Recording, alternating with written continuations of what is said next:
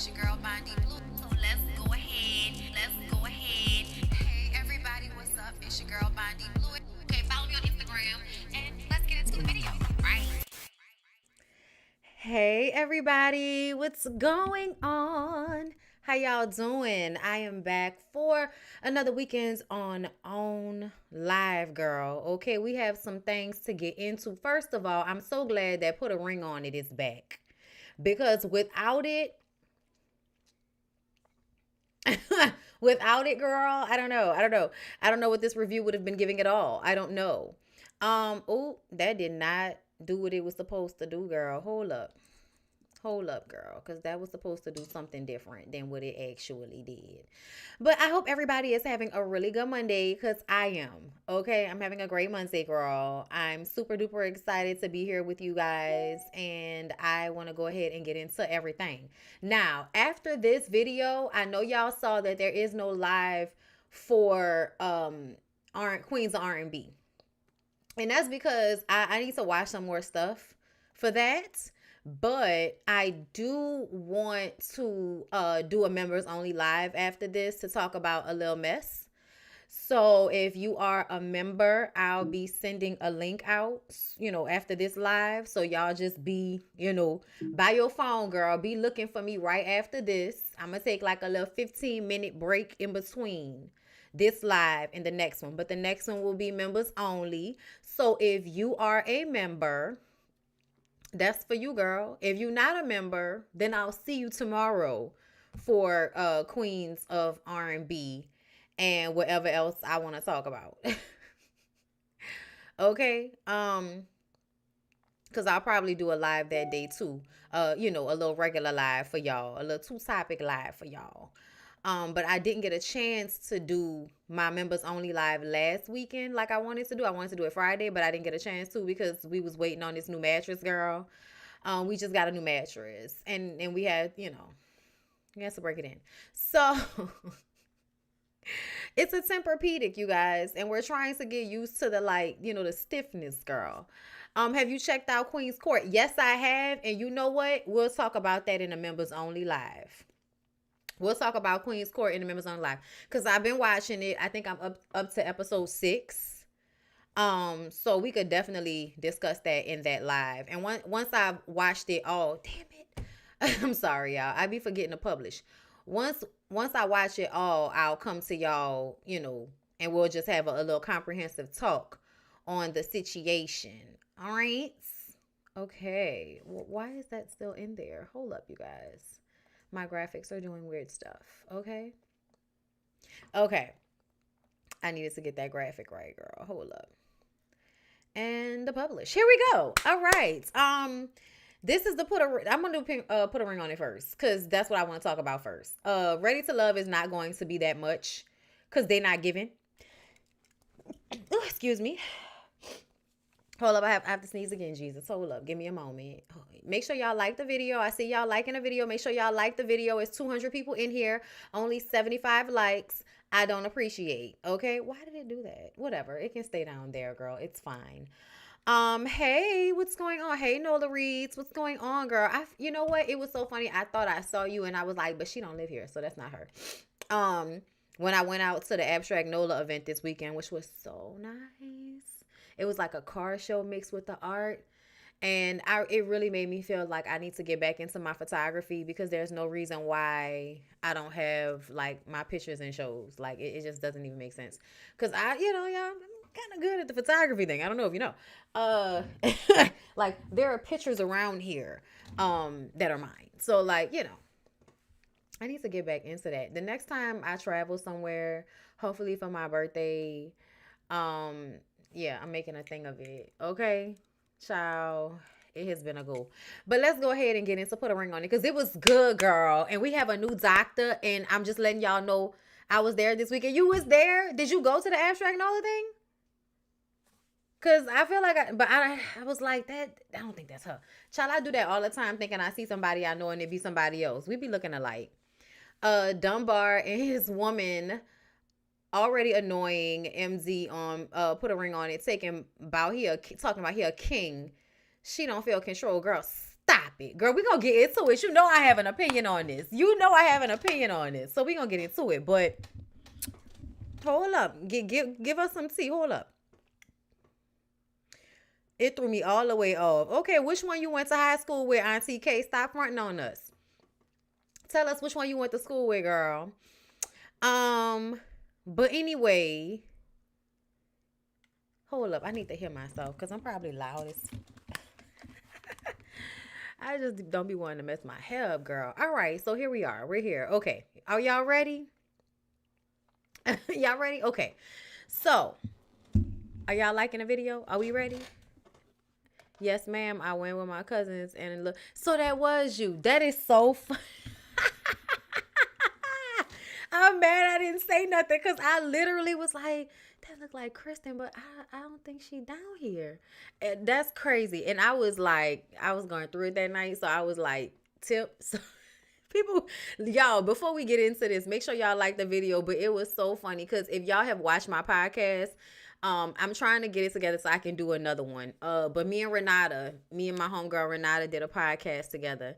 And I was supposed to meet her out, but like for some reason, like we never can get at the place at the same time. She always much later than me and then stay later than me. And I get there before her and then I be ready to go early. So like we never can like kick it the whole time. Plus I should have wore different shoes. There was like nowhere to sit. And when you old, after drink number 3, I'm ready to go now because my feet hurt. But it was so dope. I wish I would have wore flats. I would have been there the whole night. It was so fun. Check my Instagram because I posted a reel so that y'all can see it.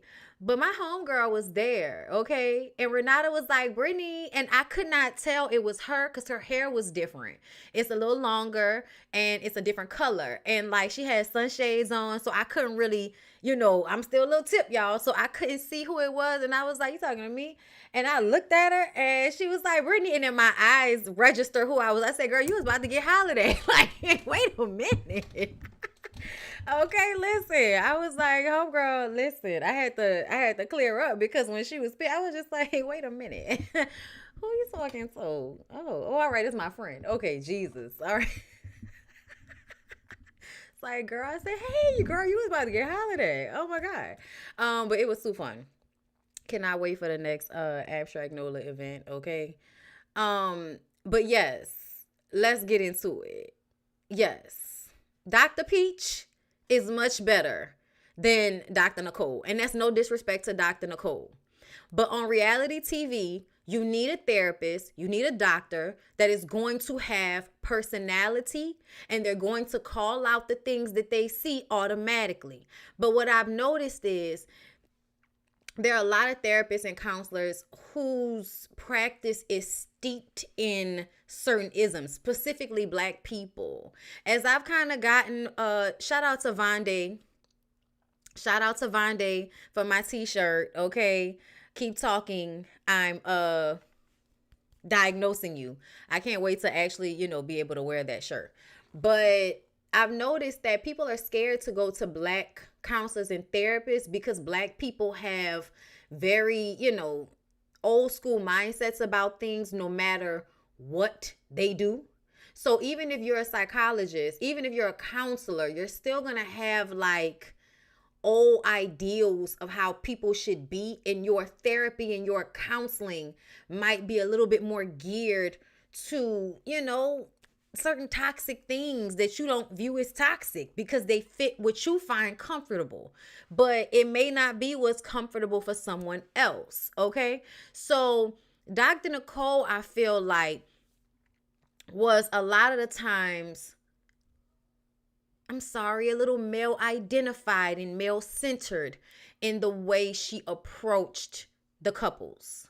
There were so many times where things were like left unsaid or not checked, Or it was like, are we going to act like this is not a glaring red flag that's going on right here? Not even just the shorty situation.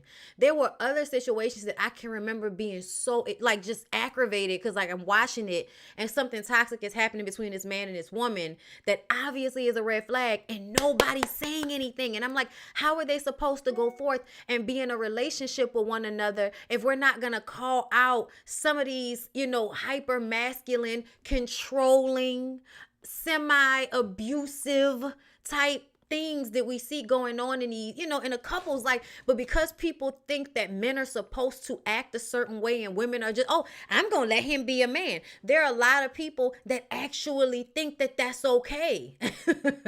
They think that's cool. But what they don't understand is that mindset at times when you are comfortable with it, it's also going to be the same mindset that is going to make you uncomfortable when you're not okay with it.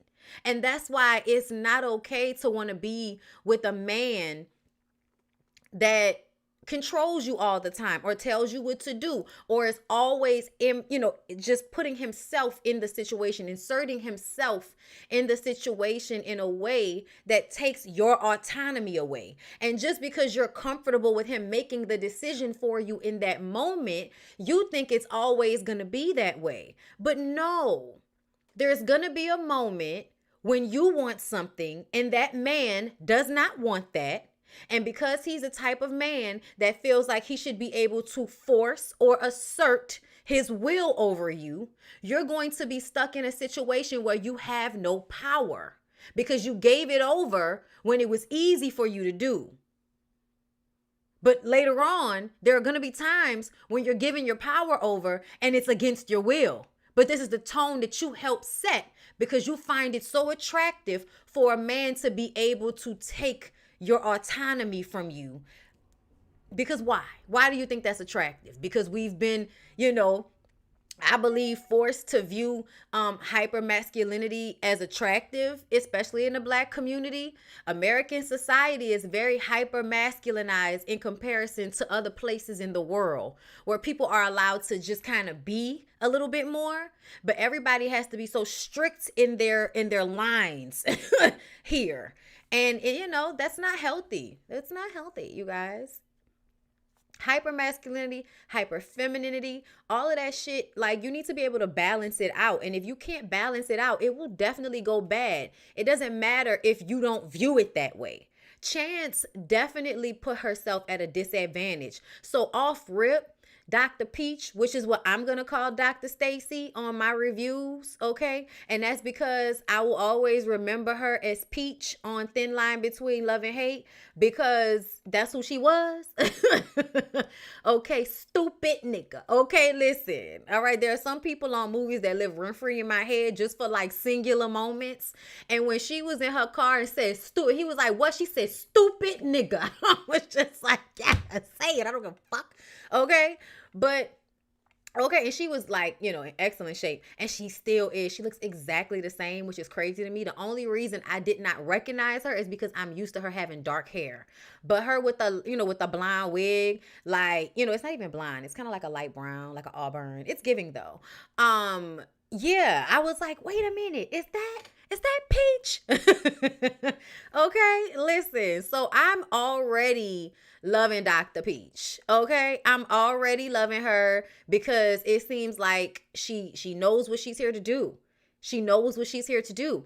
And I feel like you can be a therapist and a counselor, but it takes a very specific type of personality to be able to do it on reality TV. Because you have to do it, but it also has to be entertaining. So you have to be able to create this very balanced space of, I'm going to be entertaining enough for people to watch, but I'm also going to, uphold my duty as a doctor in this situation to see that the patients or the clients, whatever, are the ones that are put at the forefront of my mind. You know what I'm saying? So let me get into y'all comments right quick. Now that I've gotten that off my chest. There were so many problematic situations last season. They didn't have a choice in replacing the other therapists. Honestly, I feel like I hate that it was that situation, but it should have been done anyway. I'm sorry, but like it needed to be done anyway. Dr. Stacy was on a reality show from the bottom up where she worked on personal issues. Her friend Funky Dineva called her out on the show. So she identifies with the cast on some aspects. Okay. Okay. I didn't even see that. I didn't even know that. Oh my God. I'm gonna have to see if I can find that somewhere. I feel like Dr. Nicole dropped the ball with Shorty last year. She seemed to need help, and it looked as though she was ignored. It did. It did look as though she was ignored. um Another thing was like balancing out the situations as if they were the same, like her words being just as harmful as him being like physically imposing, like him being like aggressive in a physical manner is the same as her calling a nigga a bum. Yeah, no, like, I'm sorry. Y'all are not gonna convince me that men are that fucking sensitive that these words are hurting them in the same way that he can physically hurt her. And it was just a lot of things in that relationship that just was like toxic from jump. They didn't need to get married because it felt like he was stalking her. Even within the relationship, it was very obsessive behavior. You know what I'm saying? Also, side note, the new couple, Kai and Duran from season 2. Was the new couple Kai and no. I don't think so. I don't think so. That wouldn't even make sense. Dunbar's girlfriend is in danger of doing exactly what you just said. I know. They are on that submissive mentality. And like I said, you need to recognize that a man respecting your boundaries is more important than you having this figure, this father figure in a man. Because there's going to be a moment where what you want is not going to match up with what he wants. And then he's going to overpower you emotionally or mentally. And then where will you be when all of a sudden you don't even know how you feel, because you have to always be considering him. And that happens naturally sometimes in relationships because of the way we are, socialized to be in relationships. As if that's the only relationship that should ever matter. And we know that that's not healthy either. You need your friends and your family, you know what I'm saying? And all of, your other relationships and shit in this life. But the way we will like glue in on our romantic relationship and push everything else on the outside, yeah, no. I think I see that duplicated in abusive relationships, like isolation, and we think that's normal, and it's not. It's isolation, and that's not okay. So glad I had a Black therapist that had new age thinking and identified the Black negative tropes in a relatable way that I could solve my issues without feeling attacked. For real.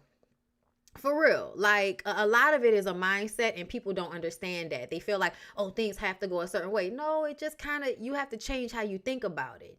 And that's a hard thing to do. It was like, did she even want to be there last season? So much wasn't addressed. She was cherry picking for sure. And that's a waste of everyone's time. It definitely felt like that. And then like the reviews after the fact, it's like, okay, so we're going to review the show, but we're not actually going to say, girl, I guess. Why people feel like it's cute to be controlled. It is not good and unhealthy. I don't know why. I guess because a lot of times, and what I noticed is that controlling men have a level of aggression that feels protective, right? So it makes you feel like if somebody outside of your family steps to you, or somebody tries to harm you, they can protect you. But what you don't understand is their inability to put that in the box it needs to be and not in y'all's relationship shows that there are going to be moments where they're going to view you as someone that is deserving of that energy. You know what I'm saying? They're going to handle you like they handle a nigga on the street. Like, if that's the way they roll. You know what I'm saying? But there are a lot of people that feel like if a man acts a certain way with other people, but not with me, then it's fine. And they don't get that. No, if he acts like that with other people all the time, or just in general, that's how he is. And it's only a matter of time before the veil between your newness and you finding out who he really is. Like, it's only a matter of time. Like, but it's going to happen. People get control and leading confused. They do. But then also the idea of, why does one need to be led? Why does every relationship have to be one of a power dynamic at play instead of the collaboration? You see what I'm saying? Protection is not always physical, and a lot of people feel, yes, protection is not always physical at all. Sometimes, a lot of times, it is emotional and mental. You know what I'm saying? Like having, because to me, I feel like a smart man knows how to be aware of his surroundings in a way that he doesn't need to be put in certain situations. So once you get to a certain age, the feeling of needing someone to be hyper, aggressive in situations should lose its allure for you, because in adulthood you should be able to think ahead to not put yourself in those situations. Not all the time, because sometimes, shit just be happening. But, other times, yeah, like as a person, when you mature and you get older, you start to kind of peak the energy before it even gets to that point. So Dunbar and Chance, which is a couple we are talking about mainly over here on the end, okay, sis with the hair like me, and this very debonair old man standing next to her, because I don't know what their age difference is, but there is an obvious age difference. Okay. Right. Everybody, I think because the Bible says the man should lead. I want somebody to like really think about letting a book from like 1,000 years ago dictate your very specific relationship. Like, I'm just saying, it's no disrespect. The book has its good points. Don't get me wrong, but would you handle most situations in the same way that you would like 1,500 years ago? You know what I'm saying? That's all. That's all. You just have to assess these things. That's all I want for people. Believe what you want to believe, but at some point you have to assess for the fact that your time frame and the information provided is different now. Women's roles in life are different now. How can we still use the same rules from 1,500 years ago in relationships now where the roles have changed? You know what I'm saying? No, I know you're not saying you agree, but I'm saying to, to the people who make that point, there has to be some investigation of such strong beliefs. And I think for me, what I notice is a lot of times people don't investigate their strong beliefs. They just simply believe them because someone told them to. And that I feel like is dangerous. And that's just in general. But yes, Dunbar and Chance. Dunbar and Chance have been dating for a year. He's a former football player. He carried her to the ER one time, okay, where she had hurt herself, and he carried her to the ER. So he's already presented himself like knight in shining armor, okay? He says he wants her to be more domestic. That's a problem for me. She looks too old for somebody to be turning her into a Susie homemaker now. Like, if that's not who she is, that's not who she is. Okay? And the things that he described made me think of the thing my girl Erica De Niro always says. Okay? Erica De Niro TV on YouTube, in case I don't, if y'all don't know who I be talking about when I say that, but most of y'all know who Erica is. Erica always says they want you to be a maid, a maid, a mule, and a mattress. Okay? Which means they want you to clean up after them. They also want you to work hard. And then they want you to lay down and let them do their business on top of you. Okay? And there's a version of that is presented as if that's ideal. But essentially, no, it's not. Especially if that's not who you are. If you are a woman that's already domesticated, nobody has to force me to cook around here. Nobody has to force me to clean up. Nobody has to force me to be domesticated, because that's just already how I am. That's already a part of my makeup. So nobody has to force me to do those things. Okay? And at the end of the day, if the person that I'm with, you know what I'm saying, wants to, if a person is not domesticated, they shouldn't be with a person that requires that. And it's annoying to me when somebody says they were a football player. So you have someone you could pay to be a maid. You already make money, so she does not need to be a mule for you. You could pay somebody to do a lot of the things that you are asking her to do for you, as if her being subservient to you is the love. And I don't like that, because to me, if you really love somebody and you got paper, you need to pay a maid so that they can have your house clean. And then you also need to pay so we can get our feet done and we can go and get massages so we both can get our feet rubbed. So we both can have this moment of feeling relaxed and taken care of in the moment. Now, does that mean a woman can't rub her man's feet and a man can't rub his woman's feet? No, that's not what that means. But that should also not be like a fucking requirement in a relationship with another grown-ass person, specifically if you can afford to pay somebody to do this. If you don't go get a fucking pedicure and get out of our face with this Dunbar, like when he was saying that, I was just kind of like, so you don't want her because like you really, enjoy her as a woman. It's almost like, no, you want a maid, a mule, and a mattress. You don't want a partner. And I'm just trying to understand why it is that women are always willing like to give up so much to be like financially, and I'm not saying just financially, but in some ways you want to be able to depend on somebody else's support. So you feel like you have to give up all of this shit for that support. And sometimes you really don't even need it in that way, but you want to have it so bad. So you willing to like, do all of this shit that's not natural to you for a relationship. And that's just crazy to me. When you can go and be with somebody, a nigga that doesn't require all of that. You can go and be with a man that cooks his own fucking food, that hires somebody to come and rub on him at his house because he got money like that, or that goes and gets massages.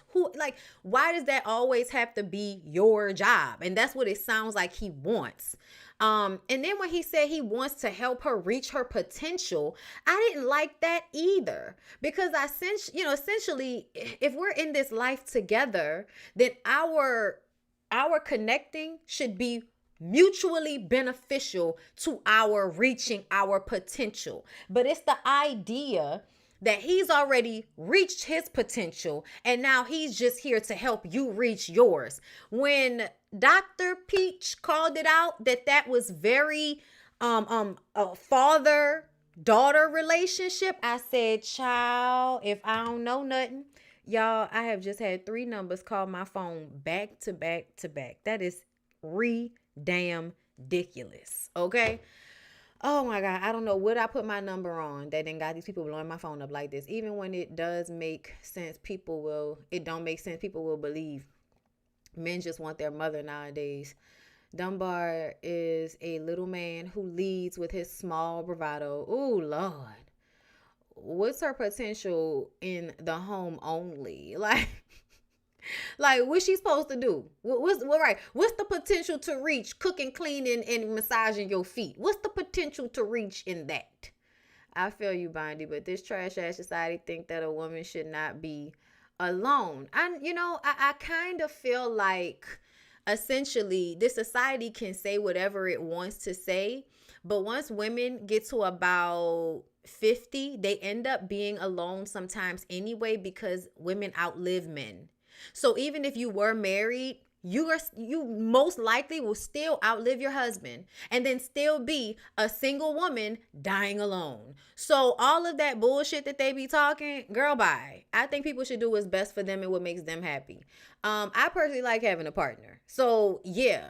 But at the end of the day, do I feel like, I wouldn't reach my potential without one? I don't think so. I think I'm very self-motivated in that way. My daddy already raised me, okay? So to speak. Okay? I already had a daddy. I don't need one in a relationship, okay? But yeah, she's not waiting on him enough. Super red flags in that relationship. Joshua and Joya are the beautiful couple in the middle.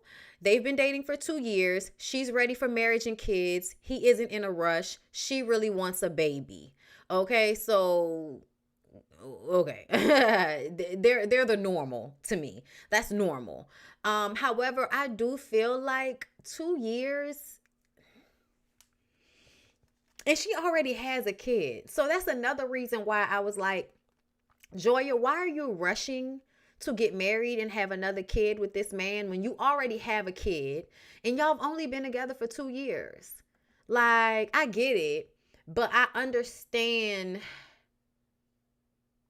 I'm sorry, y'all. Just now that I'm married, I just really see like how men can feel about women being so thirsty to get married. But then I also feel like men like to waste women's time, and if that's what a woman wants, and that's not specifically what you're, wanting, then you're wasting her time, and you're getting a chance to reap the benefits of what it is to have a wife without actually committing to one. And I feel like that's unfair on her part, for her to have to fill that role for you, but you won't, make her a wife. But you're okay with her being that for you in some capacity. You know what I'm saying? Which is why I feel like, if you aren't married, I don't know why y'all act like, y'all can't be actually single like y'all are. People get into like these monogamous pre-marriage relationships. And because these men are already getting the wife behavior from you that they want, why would they rush into marrying you? That's why I'm just saying, why? You're already giving them loyalty. You're already, what I'm saying? Like, you're already giving them all of the shit that they would want out of a wife. So, but I also feel like women shouldn't be in a rush to marry men either. Um, but hey, do what you're gonna do, girl. Simone, thank you for the super chat. Hippo character super sticker repeatedly points to the streamer while chanting "Get good." All right, listen. I wish I could see these. They be cute.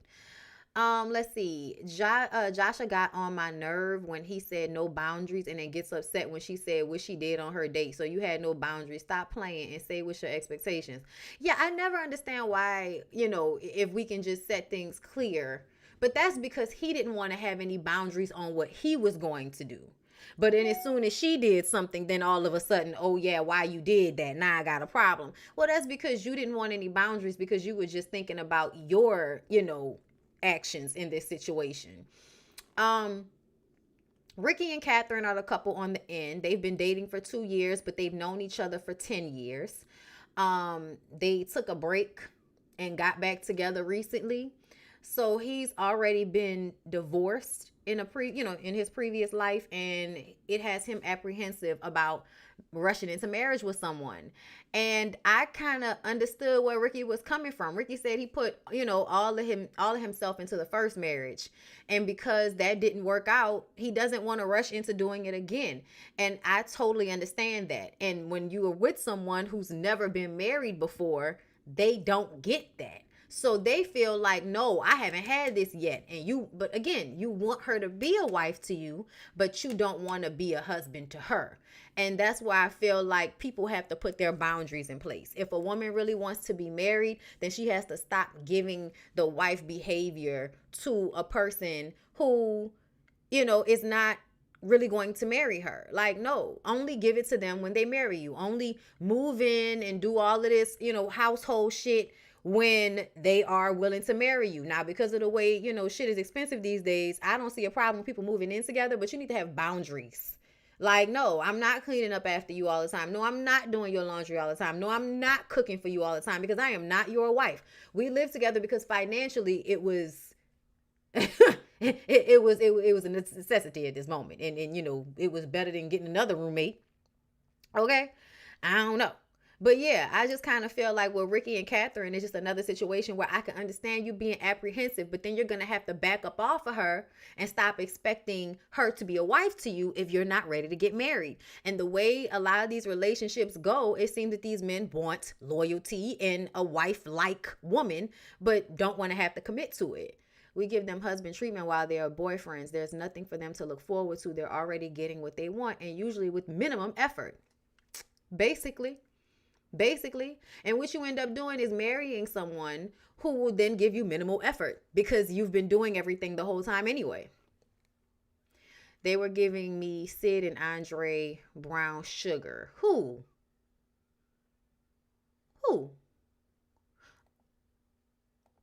My late husband was leery of getting married again. We eventually did and was together until his passing, but I was fine with partnership until I wasn't. Yeah, no, I get that too.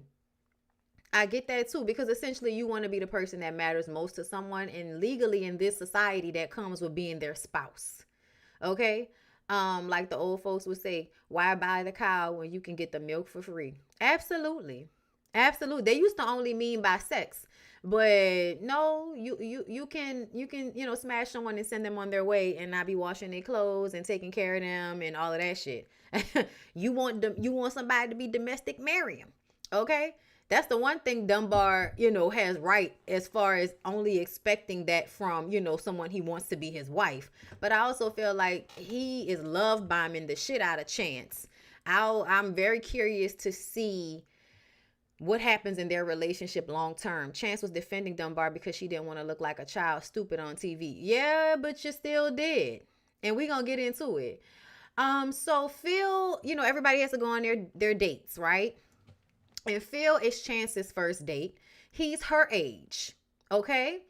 Dunbar says, you got to teach these young men how to treat women because, the men her age aren't ready. First the fuck all, that's one of the main problems in this society is all you old ass niggas and old ass men, period. Okay, because when I say niggas, I mean men. I hope y'all know that. Okay, that's just, I'm from New Orleans, y'all. That's just a pronoun for man. Okay, but like most of y'all, like to act as if, or really hoard wealth, hoard money, and act as if these young men can't do something. And it's really so that your old ass can get the younger women. Have y'all ever noticed that in society, how older men, especially like in white society, they hoard wealth from young men so that they can then go and get young women? Like there's a whole study on it about how a reason why a lot of the younger men in the generation are angry is because the wealth and the access has been kind of quarantined off to an age group of men. And so then that means that age group of men are the only ones that have all of this power and all of this money. So they're the only ones that can acquire these types of women that the younger men want to and feel as if they should have access to because those women are their age. Okay? So when you have a mindset like this, I feel like that is a bit worrisome to me for Dunbar to feel as if he needs to teach this young man how to treat a woman because men their age just don't know. No, that's not necessarily true. There are a lot of young men that know how to pull out doors and be very gentlemanly to women. There are. Okay, my husband has always been like that because he was raised like that. So essentially, this is bullshit, but this is to make you feel better about being the old nigga, right? It's to make you feel better because you feel inadequate about your age, regardless to the fact that society tells you as a man that you're not ran through after 35 the way they tell women that, but you still feel, yeah, that's the funny part to me though. Like as men get older, they become less able to perform in a certain capacity. Women don't. But somehow in this world, they've convinced us that women are the ones that aren't as, aren't, when they get older. But essentially, like, you'll run out before we do. I was just saying, like, I think that's funny sometimes how, like, the way we think about things in this society doesn't really match up to how they actually are. But yeah, it definitely feels like an old nigga insecurity trying to front on this young man in front of your woman with all of this extra shit. California Cutie, thank you for the super chat. Hey, Bondi, I haven't watched yet, but your commentary is so on point today. Oh, thank you. Thank you. I hope y'all are enjoying. Make sure y'all like the video. Okay, so first of all, when Phil walks into the man's house, he calls his shoes trash. So you already ribbing him. He tells him, appreciate this moment to be with my woman. I'm sorry. I know. But still, I don't like none of that. None of that sounds good to me.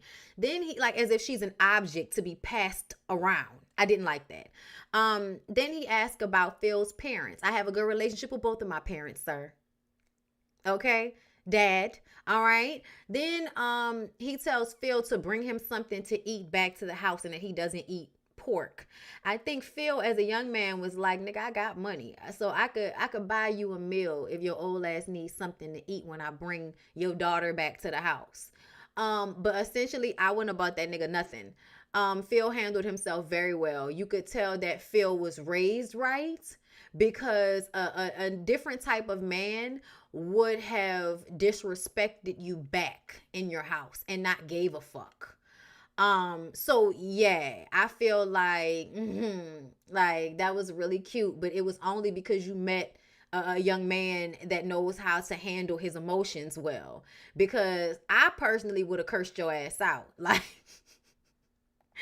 I would have ribbed the fuck out. I was like, all right, little guy. I'll make sure I bring her back at a good time, little guy. Like I would have hit him with that little guy real quick, okay? But so after he tells Phil to get him something to eat, he threatens him in prayer. Come on, baby, put your hands on my chest. All of this dramatic bullshit that honestly Chance was eating up, because she feels like this is him, doting over her. But it's like, no, not really. He's calling you queen, but he's treating you like a fucking toddler. Why did let me put your shoes on for you? And then he walks her down the stairs to teach him how to treat a queen. Like, just doing way too fucking much. Okay, they go on a date, and she's already being dominating on the date.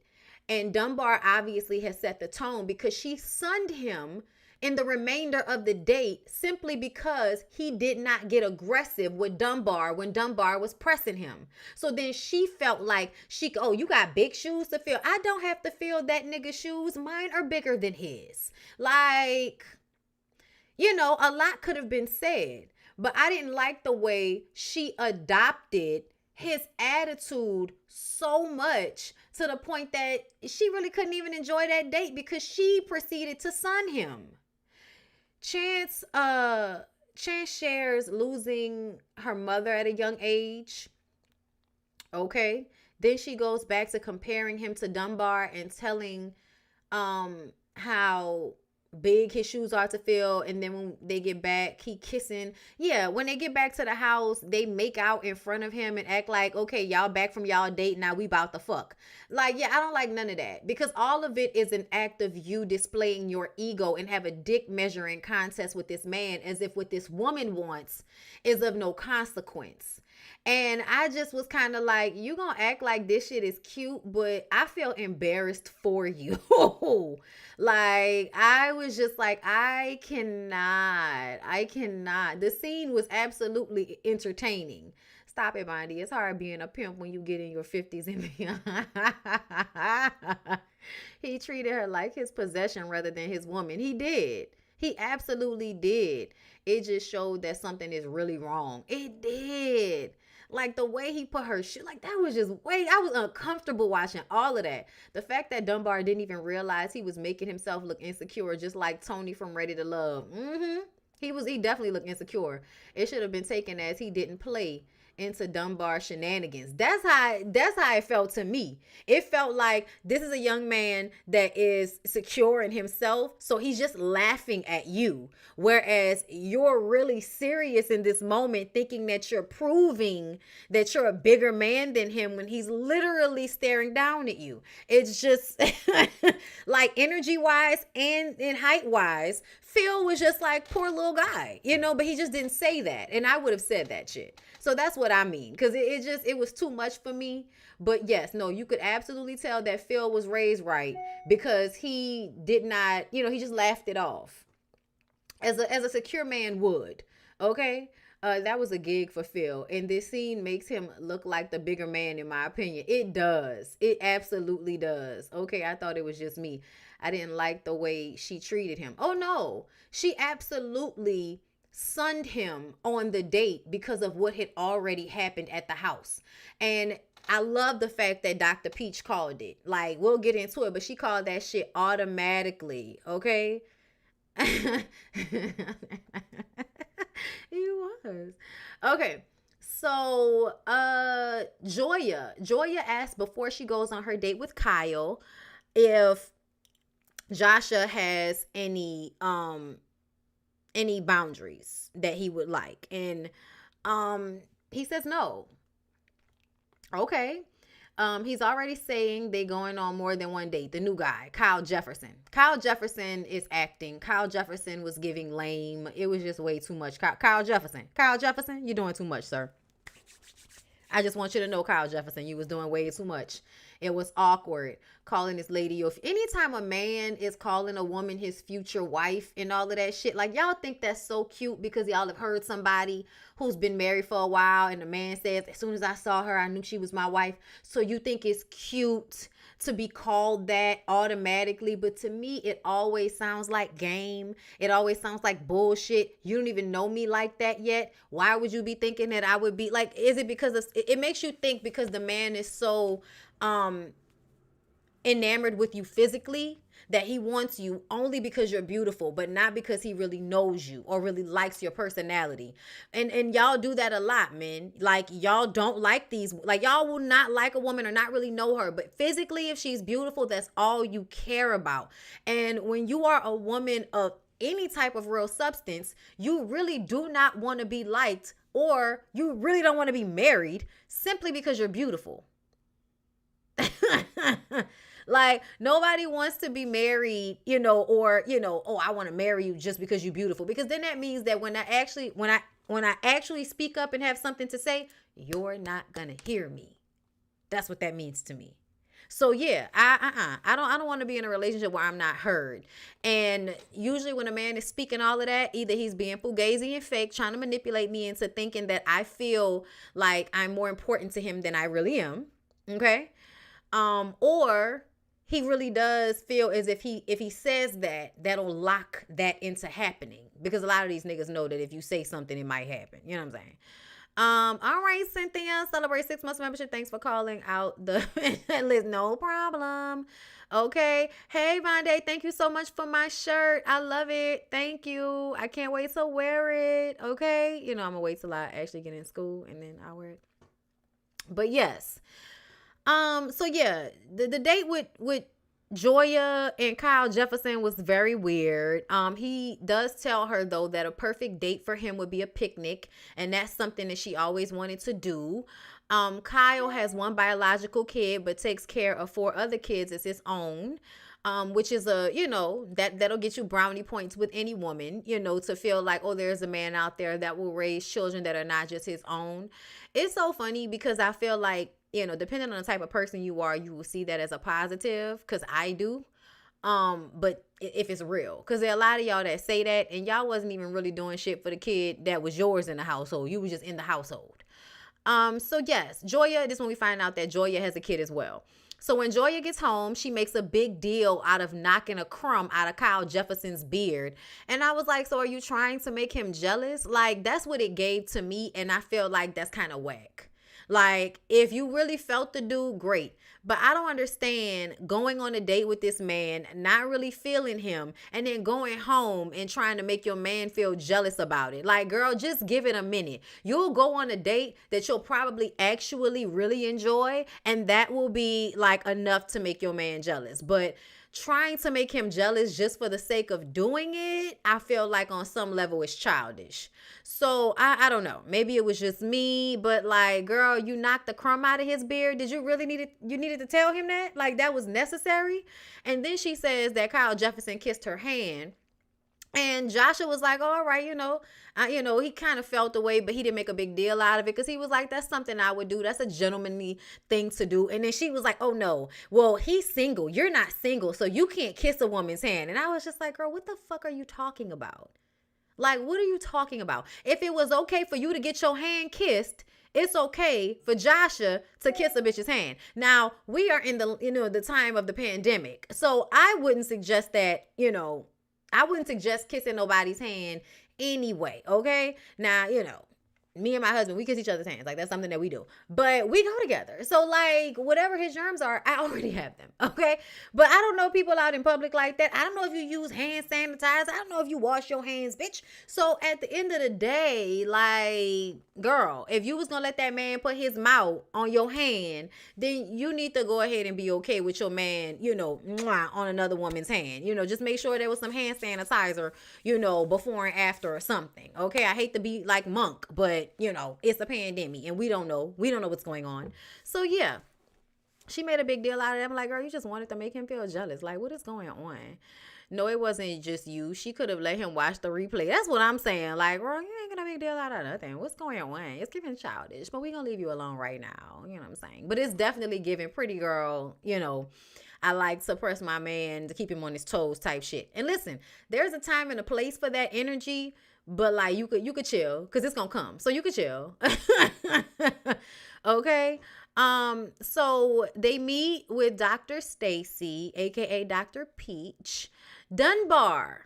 Girl, hold up. Let me read this comment. I'm gonna come back because you writing in all caps. So you hollering at me. Hey, Vaughn, I would love to see you discuss this men leading caca on Little Black Book's channel. He's a Christian who believes men are head of household and lead because the Bible says so. Are you talking about Little Black Book, or are you saying somebody was on his channel saying that? No, I know. Like they're the child, they the toxic church people. I know. That's no disrespect. There's a avenue for everybody. Thank you, Cynthia, for the super sticker. But yeah, I already know, child. It's, people gonna believe what they gonna believe. If you believe in that, then that's good for you. If that works for you, then that's great for you. Me personally, I don't subscribe. Just because I feel like at the end of the day, I don't know if the Bible was calling into account, how a lot of men don't and cannot lead in certain areas of life. The way women naturally lead in the household a lot of the times, like y'all don't be taking into account like the actual. Also, y'all have a very Eurocentric version of Christianity. To start, like I'm sure there's a version of Christianity that doesn't have all of this ridiculousness attached to it, but patriarchy and all of that. So there's a level to this that suits men. You know what I'm saying? Like, of course, they're going to believe so steadfastly in the religion that allows them to be a god in their household. Of course. Yeah, no, like I think Little Black Book is cool. I'm subscribed to him. I watch his videos, but I do know, but it's also the same thing of OWN. Like, there is a very misogynistic, viewpoint, very male-centered way of viewing relationships between men and women. And there's a group of people that's for. I would never put him in like manosphere box, you know what I'm saying? Like based on what I've seen of him. But I also, like I recognize the game that's being played with all of that. Like the shows, like the connect, all of that. Like, but that works for him. So he should do that. Like I said, I enjoy his content, but I absolutely have noticed, the toxic masculinity, Christian, male-centered viewpoint of the men who are on these shows and men who, in fact, review these shows. We live in a male-driven society. Okay, so yeah, no, that is not lost upon me, and it's no new news. Every discussion ain't for everyone. Exactly. Nah, they feel that way. I saw that discussion and clicked back off because that's not my ministry. Exactly. You know what I'm saying? That's for some people. It makes sense for men to think that they're God. They just don't understand that they should feel like they're a God to themselves and not to women. Like, you're a God to yourself. Be your own God. Absolutely. You should feel empowered by your deity representing yourself. Your problem comes in when you believe that your power should be extended outside of yourself. That's the problem for me. They feel like their power should be extended to the people that are around them, that they're in relation with. And that's where my issue comes in. So yeah, different conversations for different times, It's funny that women historically ran household while men control money, financials. Right. But then if you pay attention, there are some men that are not good at handling financials. There are some men that aren't good at math. But you think you should always be in charge of somebody's purse? How many, I know so many men that would have gambled all of their fucking money away had it not been for their wives handling the book. Like, come on. You know what I'm saying? That wasn't the case in my household. I just want to say that. Like, my daddy was the money person. But everybody doesn't fall into that category. I think Ready to Go needs a new host. Listen. I don't know about that. We'll get into Ready to Love in a minute. Thank you. Feel that way about yourself. That's not for me to do. Exactly, exactly. And that's the thing that a lot of people don't understand. Um, I cannot subscribe to that foolishness anymore. I'm sorry to offend anyone. I love the Lord. However, I don't need anyone to have power over me. You yourself. Like, that's the only person you should have power over is yourself. That's how I feel.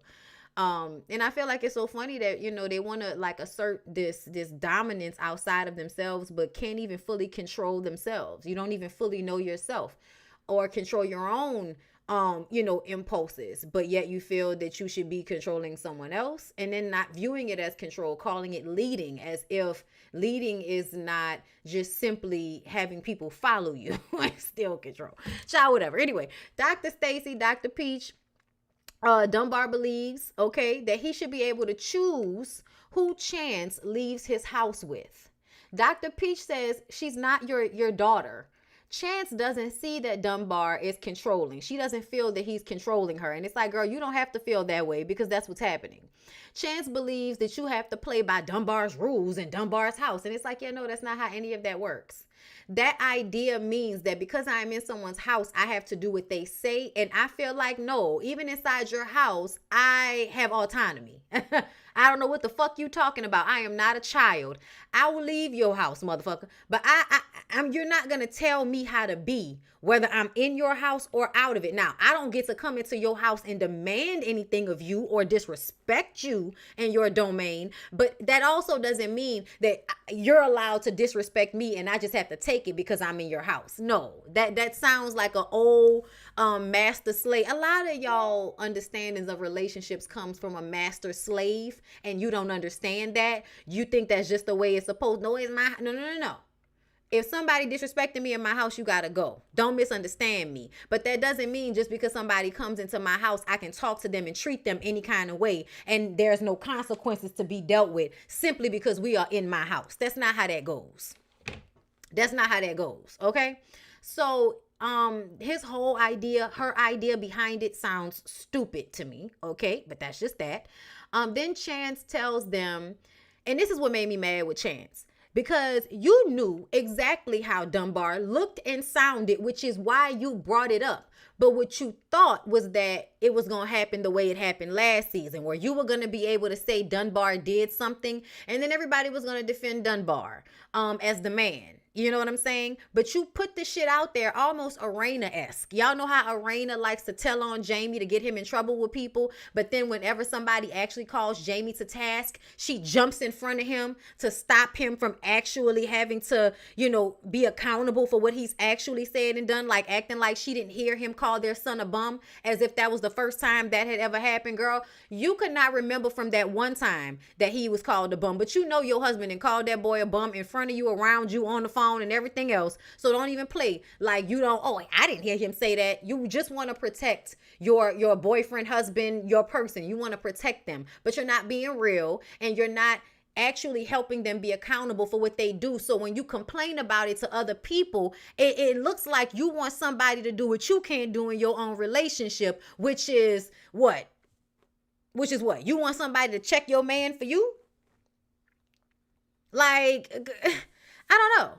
I don't know what's going on here, but I don't know how she thought that Dunbar making Phil bring back food was going to be like a good sign to somebody else. But that's how it lets you know her mindset is warped. And I would like to know what her relationship with her daddy was like. Anyway, but yeah, Chance tells them that he made Phil bring back food for him. And Dr. Peach says, she asked, why do you need to dominate in such a way? And it's like, dominate? I don't know what you mean, dominate. It's like, well, yeah, if you disrespect Phil in front of Chance, it's going to make her feel like Phil is just some little boy who can be disrespected. So now she's going to handle him differently, and that set the pace for their date, because the first thing that Chance said out of her mouth was that he was a little boy, or that he wasn't as mature, even though y'all are the same fucking age. Like, girl, what? And it was hard for her to understand that. And she had to keep saying, I don't think he's controlling. I don't think he's controlling. Y'all think that's disrespectful? Yes. It was absolutely disrespectful for him to son that man like that. Yes, it was. You know what I'm saying? I hate when people act like disrespect is not disrespect. But then whenever somebody simply asserts what they would like or disagrees, then all of a sudden that's disrespect. But you don't see this type of interaction between Phil and Dunbar as Dunbar disrespecting Phil, even though you know he sunned him. But I guess you thought that shit was cute because it's your man sunning somebody. And there are a lot of women, and we're going to ask y'all where y'all get that mentality from. But the idea that you can use your man's power against other people, you know what I'm saying? Like it emboldens you that you can call your man to do your bidding for you in such a way. Like that shit is weird to me on some level. Like I love for people to go, look, you play with me, I'm gonna call my people. Yeah, all of that. I love that. Okay, women should have protection at all times. There should always be some strong ass man that will come through and protect a woman if there's some nigga trying her. Okay? But at the same time, that's not this situation. There was no need for him to have that energy. He's not protecting anybody. He is simply demonstrating how insecure he felt in the moment when that young man came in. So he had to demean him in order to feel like he was still a man. He could not let that man be who he was and still feel strong in his manhood. He couldn't. He had to demean him and degrade him in front of you in order for him to feel comfortable and strong in his manhood. And that is something that is a Dunbar problem, and he needs to work on that. And your problem, Chance, is feeling like that assertion, that energy is something that is descriptive of a man. No, it is descriptive of someone that's trying to control something. It's descriptive of an insecure man that, has to son somebody so he can feel good about himself, but that's insecure because a man should feel like he's a man regardless. Like his manhood is not an external thing. So walking into a room with another man does not all of a sudden change his manhood level. Okay? But, Chance says that she doesn't mind him being a man. I think he's a king. And it's like, girl, are you saying this because you're going to get beat up later on? Like, what's going on? And I love that Dr. Peach said that type of behavior is not conducive to a successful relationship, bitch. And that's just what it is, okay? Catherine goes on a date with Mark. I forgot to talk about that. He says he's a great communicator. He came with flowers. Ricky plays it cool. He mentioned he hasn't taken her out in a while. That was an eye opener. Y'all, they little shit ain't turned up yet. I see they shit gonna turn up soon. But Catherine feels like Ricky is holding her accountable for what he went through in his first marriage. And I understand that, but that's why I feel like, well, that means that you should stop giving him the wife behavior until he makes you a wife. That's what that means. But y'all, look, I'm mad I talked about this for a whole hour, but I was reading y'all comments too. So I was going back and forth. But this is good. I'm here for this. Okay, so it's 800 of y'all in here, and 600 of y'all in here, and it's only 300 likes. I'm going to need y'all to do better than that, okay? I'm going to need y'all to do better than that. I need to like the video, and I don't have one. I don't know why I don't have one. Why isn't there a like the video anywhere? Let me see. Y'all need to like the video. You need to like.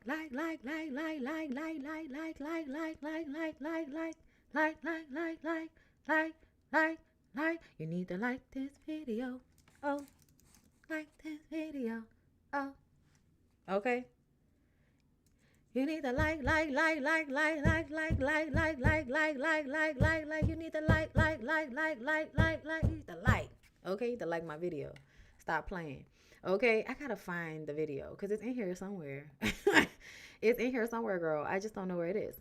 Okay, so let's go ahead and move on to Ready to Love. It's not gonna be much, okay? Did y'all like the video? Y'all still haven't liked the video. Okay, well, I guess I'll wait. Cause I don't know what we think I'm here for. Like, it's for free. Y'all can at least like it.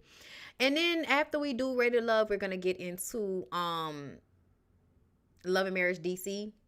And I need to understand why Ashley is saying that she's calling it quits. Is it because we're not going to get a third season for the show anyway? Are you trying to back out before the show gets canceled, Ashley? What's going on over there? We're going to have to go talk about that. But in the meantime, in between time, I still only see 388 likes. There's 597 of y'all in here. So I would love to see that number go up to at least 4 or something. Like, help a girl out here. I'm trying to get people to come into the room, subscribe to the channel. Like, I'm trying to reach 100,000 subscribers, girl. I've been doing this for years now. I deserve my plaque. Okay? I deserve my plaque. So I'm really going to need for y'all to like the video and make sure y'all subscribe. Okay? And share the video with your people, because that's what you're supposed to do. Okay? All right. So it's 400 likes, 582 people. We can now get into Ready to Love, because it's not a lie, girl. We're not going to be here long. So it was the weekend getaway. Tommy shows up on a boat in a swamp, and they calling him James Bond. And I'm like, I wish y'all stop bucking him up that hard. Like, it's just way too much. Oh, Tommy looks like James Bond. Like, shut up, Mark Anthony. Like, Jesus. They ride the fan boat back to the house. It looked cute. It looked fun. But, you know, people was about to lose their eyelashes. Tony and Lyndon are fighting for Morgan. They play pool for where she gonna sleep. Lyndon wasn't really talking that shit, but Tony was. I guess Tony thinks he owns Morgan, and she's a bargaining chip that he can use to bargain in a game of pool with Lyndon. Girl, I don't know. Like, I ain't gonna lie to y'all. This whole back and forth between Tony and Lyndon this episode made me like Lyndon way more. Like, I already liked Lyndon and felt like he was like laid back, and I prefer laid back, you know, like confident types a little bit more. And to me, a lot of times the confident type is a dude that's not really gonna do all of this extra shit.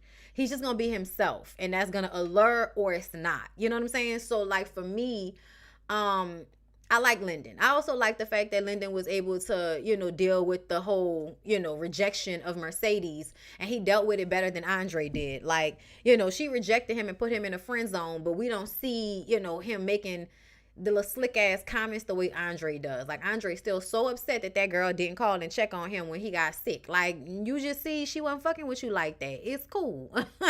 It's okay. It's all right. All right. Jeffrey and Andre make out in a closet. Jeffrey and Andre, to me, I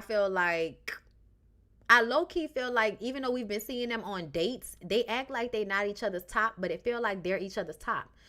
Tony is bothered that Lyndon is sitting next to Morgan. He gets an attitude like, every time she sit next to me, here you come sitting next to her. It's like, dude, that's what's been going on this whole time. You just now getting mad about it because Marcia isn't there to keep you busy, to make you feel you know, secure. And I just kind of feel like I told y'all I didn't like Tony. And this is my question. So when everybody be talking that man of God shit, can somebody please explain to me what part of Tony's makeup you pinpointed as him being a Christian in these scenarios? When he's lying about what he can do with women, when he is using women as some type of bargaining chip, when, you know, having this whole ego trip and acting a fucking fool. Where's the, you know, oh, I love a man of God in that? You see what I'm saying? When people bring up, oh, I need me a man of God, like, what does that mean to you? Because a lot of y'all don't even go to church like that no more. So what exactly does that mean to you when you say that? Or is that something that just sounds good? Because Tony and Morgan were talking that, oh, I need, you know, we connect spiritually bullshit. Like, they was talking all of that shit. But anytime you get an opportunity to showcase how your spirituality has affected how you handle your emotions, you show us that it hasn't helped you at all. So that's why I be saying, like, okay, so in moments like this, where is the God in that? Because it's a moment where, you know, it's a awkward, it's a weird moment. You saying he acting like he don't have no home training, all of this shit. So yeah, when you're talking about somebody being a man of God as a reason for why you want to date them, I need to see how that's displayed in their actions moving forward, because I haven't seen it yet.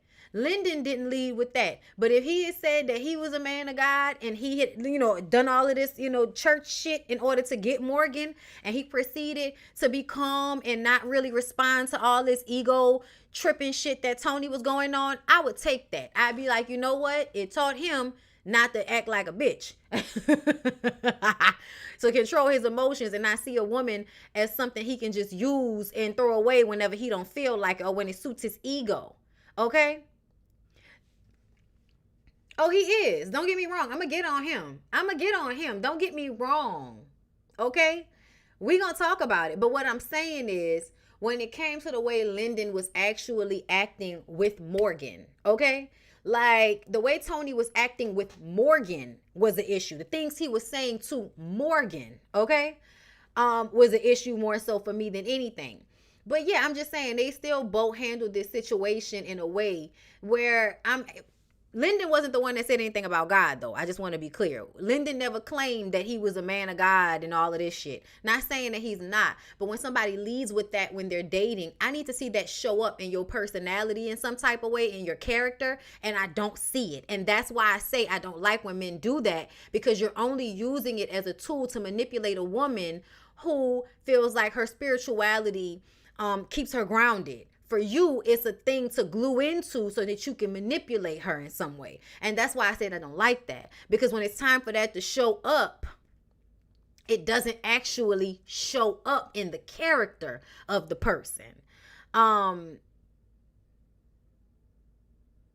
and that's what I'm saying. Like, a man that turns to God for guidance. But do you feel like Tony is turning to God for guidance in this situation? Or do you think he's turning to his dick and his ego?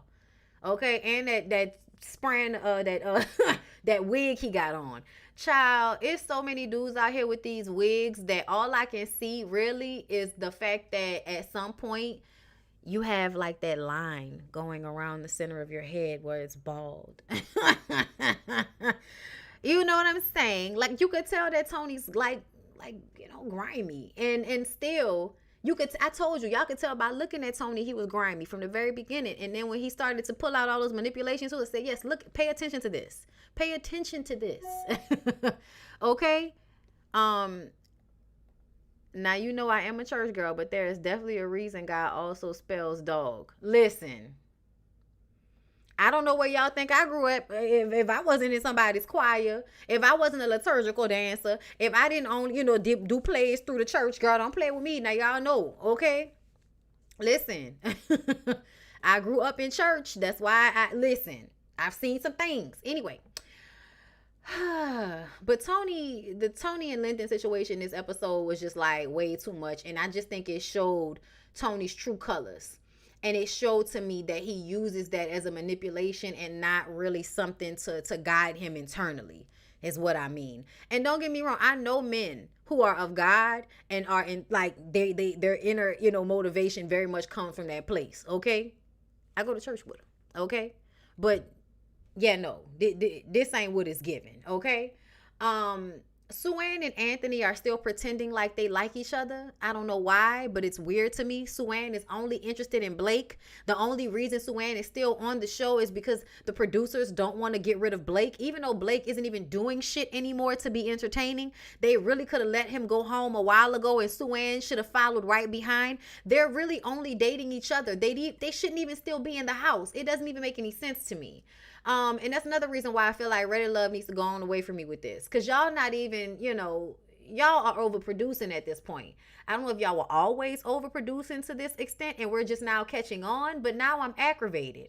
Cynthia seems to be more into Anthony than Andre, which is good because Andre is making out with Jeffrey every chance he gets.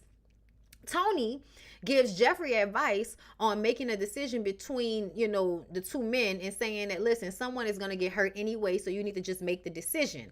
And Morgan feels a way about the fact that, Tony is giving Jeffrey all of this common sense advice as it pertains to her relationships between the two guys, but doesn't seem to understand why he can't adopt this same mindset to her situation. And I'm like, girl, what are you talking about? Morgan, he literally just said that she needs to make a decision because somebody's feelings are going to get hurt anyway. That is how he feels about your situation. He feels like you need to drop Lyndon and let him know that you really want to be with him because Marcia isn't there anymore and now you're his only choice. So he wants you now to choose him in the way that he has to choose you now that his other option is gone. Even though he's always said that Morgan was his top, I still feel like he often let them do this throughout the weeks. Like, oh, they're really close and I'm spending more time with this person this week and more time with that person the next week. It was so that you could keep, yourself closer to those women so that you could have an easy choice with either one of them. That's what it felt like to me. Um, I don't trust the way Tony moves at all. So like I'm looking at Morgan like, girl, this is the red flag you needed to let you know that he's not the guy. But she a little crazy too. So she gonna still fuck with it because she crazy too. She seemed like one of them ones that like these cycles of you did something, you hurt me, and now I get to make you pay for it, and then we get to fuck, and then we're back to it. Like it seems like she may like the cycle. Cause to me this was an automatic red flag.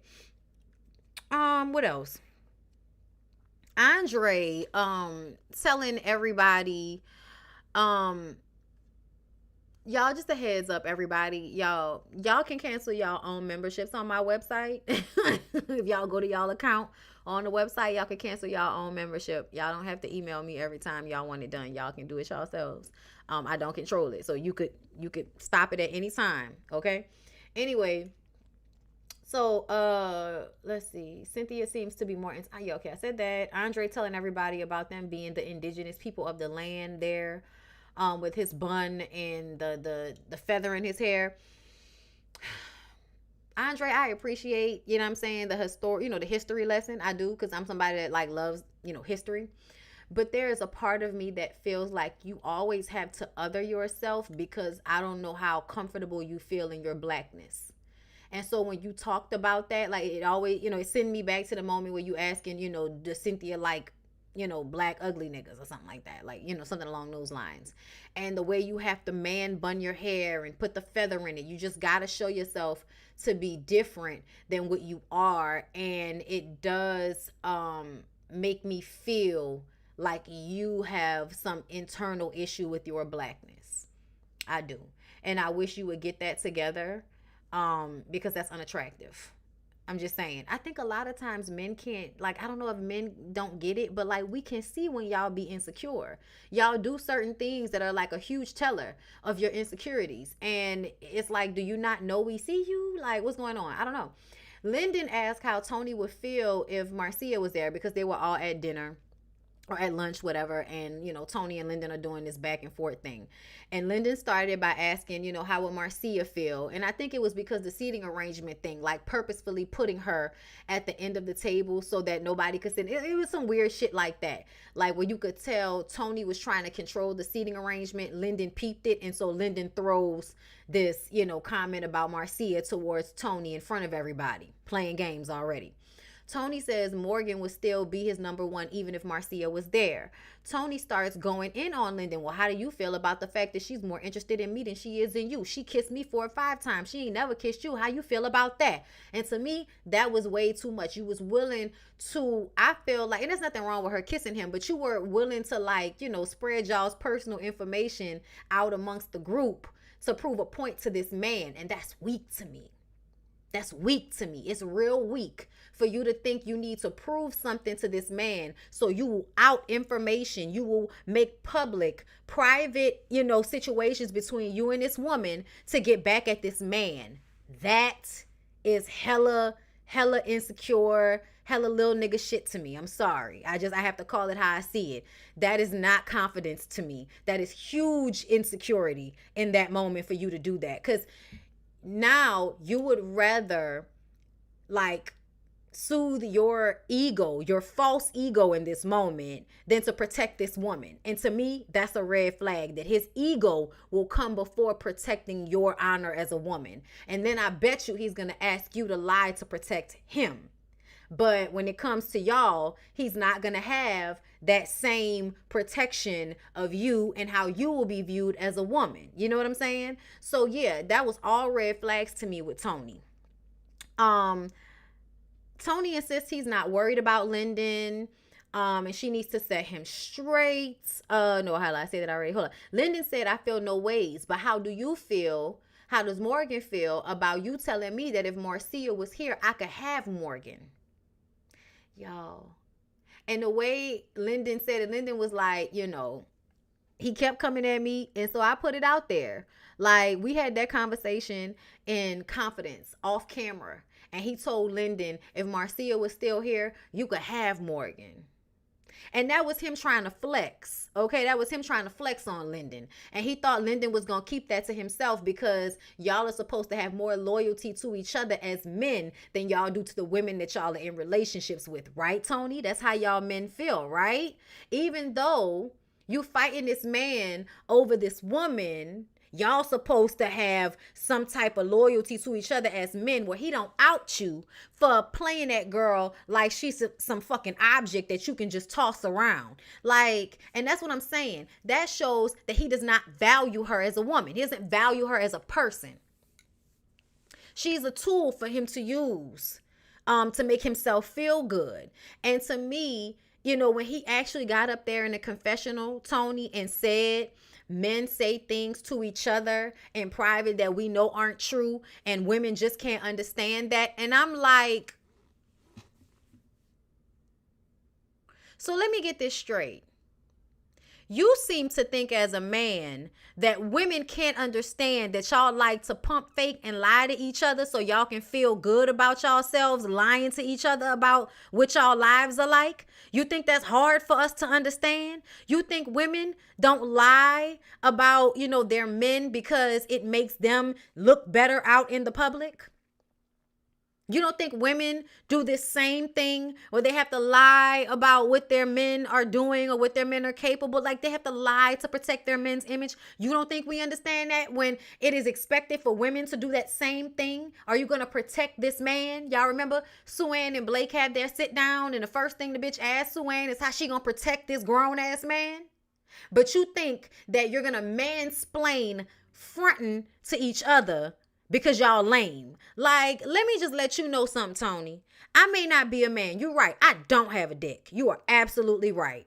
But I'm a grown ass person. And anytime you think that you should be lying about what the truth of a matter is to make yourself look better, anytime you think that that's what you should be doing, you lame as fuck. That's what lame niggas do. They lie about shit because they don't feel like what they have is impressive enough. They don't feel like who they are is impressive enough. So they need to lie about who they are to their friends so that they can feel like they are worthy. Sir, everybody who pump fakes, everybody who lies does that. I don't know if you know. Men don't have the cornerstone on lying about shit to make yourself look better. Y'all just do that in groups, and no other man around you will check you about it because y'all have a very pack mentality. Whoever the loudest is, y'all let the loudest one, basically run it these days. So whoever the loudest, wrongest nigga is, he's going to be able to lie to everybody, and everybody's going to go along with it, and y'all are going to fall in line. To me, that only really means a lot of you men have weak, sensibilities. Y'all are weak. I'm sorry. But I'm just saying, if you're the nigga in the group that knows this nigga's lying and you just stay quiet because, man, I'm gonna just let this nigga lie because I don't feel like arguing with this nigga. I'm sorry, you're weak. Because you low-key doing that on some level to keep the peace. Whereas the idea of being a man is, nah, nigga, you ain't telling the truth. I ain't about to punk out. Just because you feel like, That's how y'all be acting. Like in front of women, y'all do all this posturing and shit. Like, oh, the women better be careful because y'all gonna kill each other if we don't make sure that we don't, cause any issues between y'all, because then y'all might kill each other. Yet, y'all could be around each other, lying, pump faking, and acting like bitches in private, right?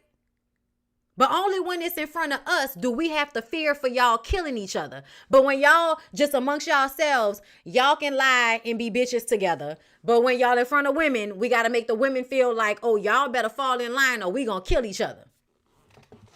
Sounds like a manipulation to me. Sounds like a manipulation by you niggas. Y'all are always trying to keep the lie alive. And I feel like a part of that lie is making women feel like they can't ever like advocate for themselves, because then it's going to mean some man in the room has to put himself in harm's way because you decided to speak up for yourself. Y'all know how many times we've had situations like that on these shows where y'all get mad at women for speaking up for themselves, because then it causes the man that's responsible for them in the room to put himself in harm's way. So y'all get mad at the women. Don't advocate for yourself, because then you're going to put some man in harm's way. Meanwhile, these niggas click up together and lie and be punks. Child. I'm sorry, y'all. I'm sorry. I went round and round on that one. But once I was on it, I was like, ain't that about a bitch the way they be doing that all the time? You know, like, y'all really be lying in front of each other, and it's all good. Doing all of this extra shit in front of each other, it's all good. But as soon as a woman has an issue with a man and there's another man there that's supposed to be there, it's like, oh, you forcing him, you putting him in harm's way, speaking up for yourself. Like, girl, I cannot. But either way, in this situation, I'm really just looking at everybody like, child, y'all need to wrap this up, because Lyndon and Morgan are not really into each other. Lyndon just didn't want to, leave the show early, I guess.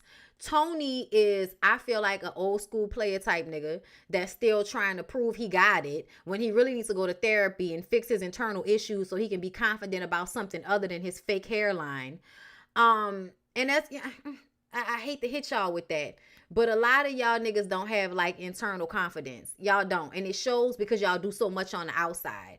Andre is that same type of dude. And I'm not saying that every dude that's like, flamboyant in the way that he, presents feels that way. But a lot of y'all do. Like, the two most flamboyant men in this group are Tony and Andre. And both of them give off a vibe of deep insecurity.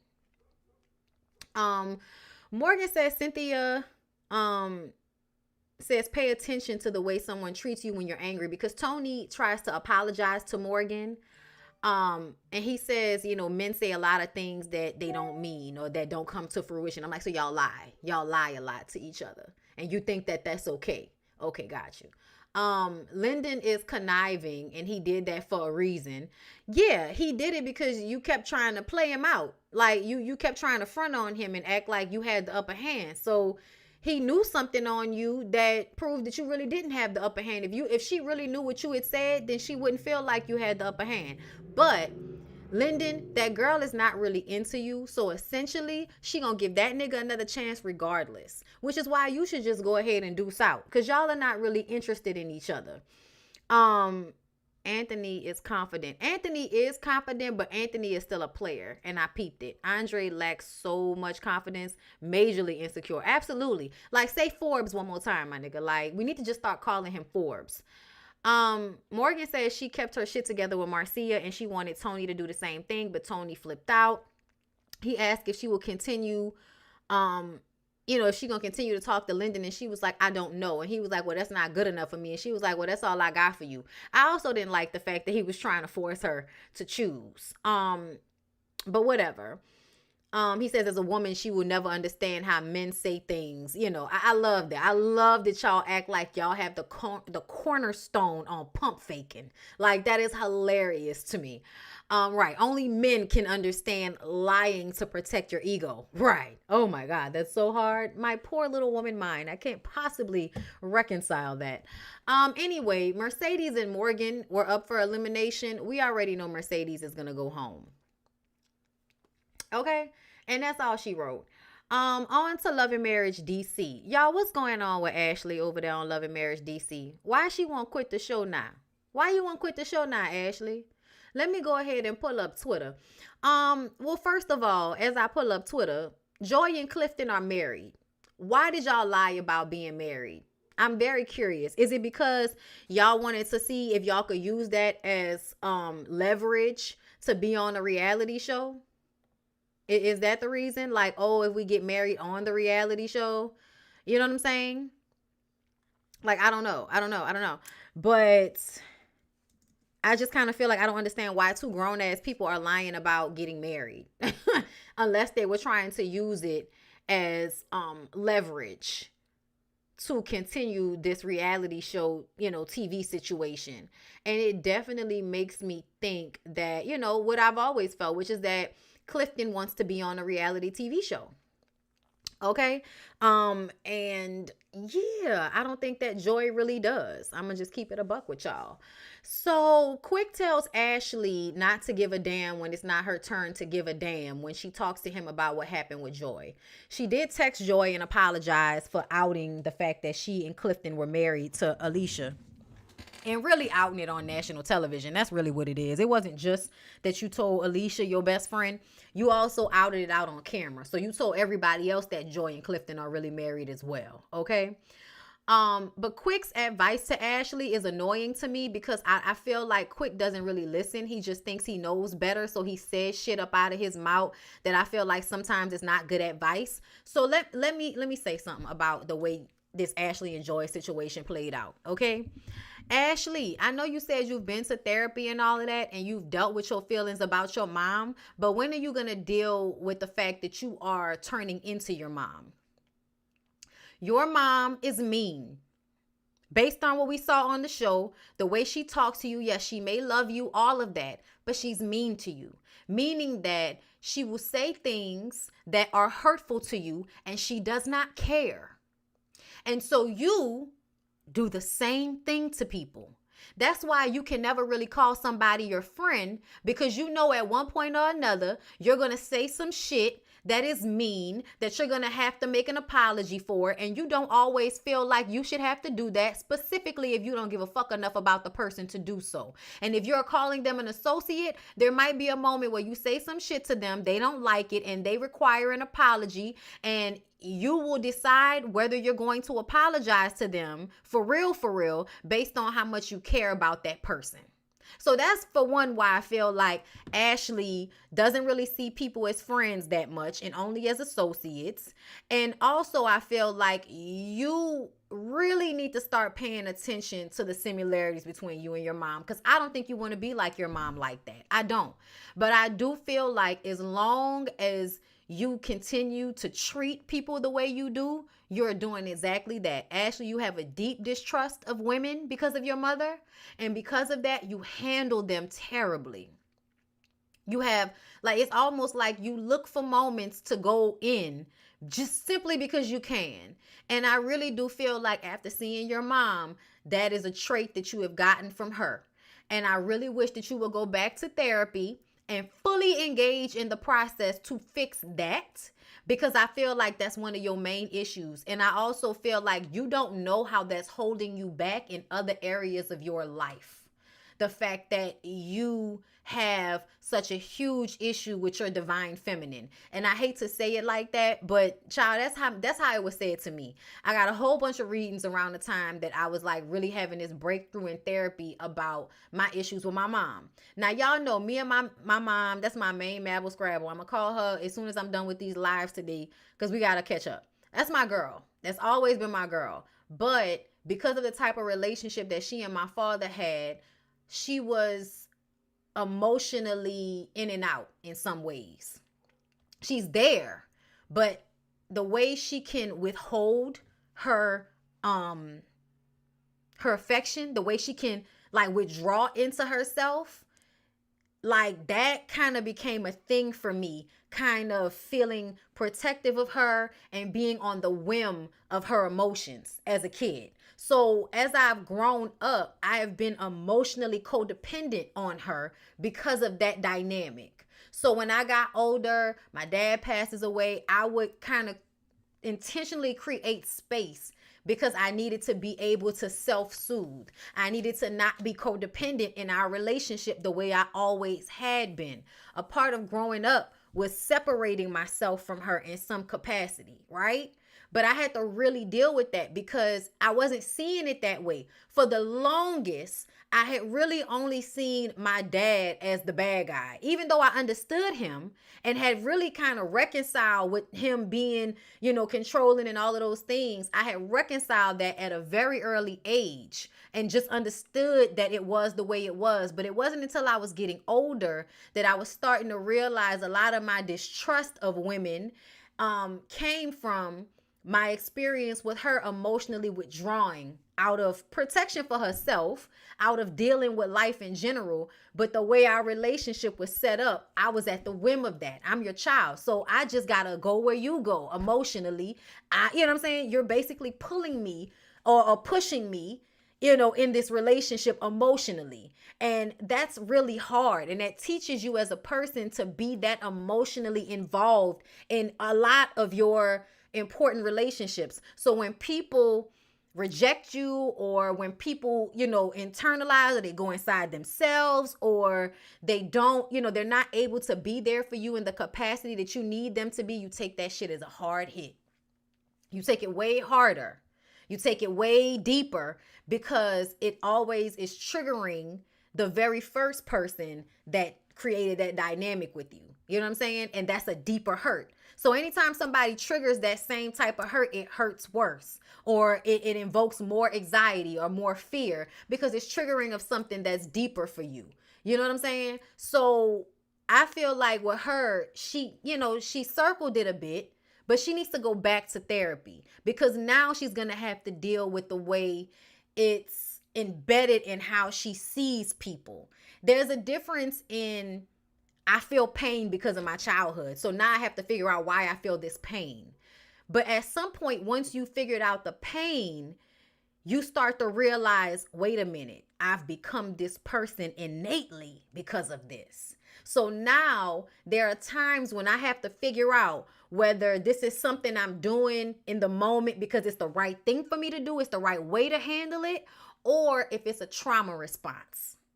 And that's where the hard shit comes in. To me, that is the hardest thing about this whole, therapy journey that I've been on, is categorizing how the way I look at things, even if it's benefited me in my life, is sometimes a trauma response. And for me, Ashley probably feels like she's been able to protect herself from untrustworthy people because of her disposition, but it's also held because you're not as forgiving of people, because you were hurt so early on that you don't want to give people an opportunity to do that shit to you over and over again. So you hold people to task in a different way. And sometimes you don't hold yourself to task in that same way. And that's the issue. You know what I'm saying? Because I feel like that's what Ashley does. Ashley is very, very hyper judgmental of other people, but it's very hard for her to see herself in those scenarios. It's hard for her to see you turned into your mother when it came to Winter. You turned into your mama when it comes to, this situation with Joy. Like, as a grown woman, it doesn't matter how upset you got with Joy. It should have never made you want to out something that lady told you in confidence, because that is a character flaw for you. Like, talking about sometimes when I'm upset, I'm petty. No, bitch, that's a character flaw. You are not to be trusted. So understand, when you feel like that about other women, that women may feel that way about you. Because at the end of the day, you're not trustworthy. I don't give a fuck if you were upset, if your ass was itching. I don't give a fuck if you were mad. That is a character flaw. For at the slightest aggravation, the slightest issue, you are willing to tell a secret that somebody told you in private. And then you'll turn around and act like all of the other women are the ones that are not to be trusted and they're the problem. But no, bitch, it's you. It's you too. And that's the same thing with Joy. Joy is like that as well, because I feel like Joy has gone around this group passive aggressively creating issues with people, and then she'll turn back around and say, I don't know why these women talking about me. I can't deal with these women. See, I need to go back to Mexico. It's like, well, bitch, you should have never stopped going to Mexico, but who did you make that decision for? We gonna blame the women, but essentially you made a decision not to go back to Mexico for Clifton. Are you going to deal with the fact that a decision you made for him is a problem for you? Or are you going to keep acting like it's about the women? Because to me, I feel like on some level, Joy is creating issue with these women simply because she's not happy with the decision that she made to leave her career to come and be on this show. I'm just saying. Okay, so when Winter invited Joy to her rehearsal, this was a very cute moment. But at the end of the day, Joy, the only reason that you went is because you was pissed off with Ashley. That's the only reason you went, because you knew it would piss Ashley off.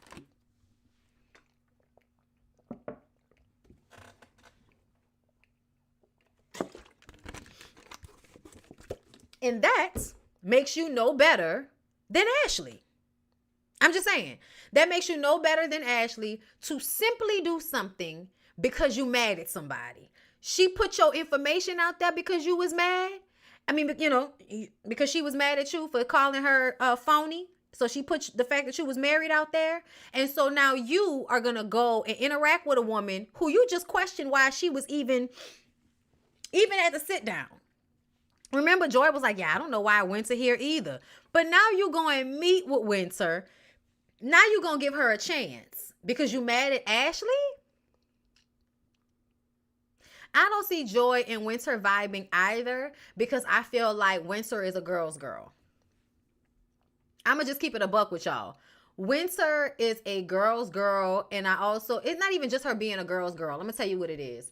Whenever there are people that can figure out a way to be outwardly happy no matter what, the people who have a hard time doing that, like Joy like seems somewhat miserable to me on some level. Just always annoyed, upset, unless my man is there.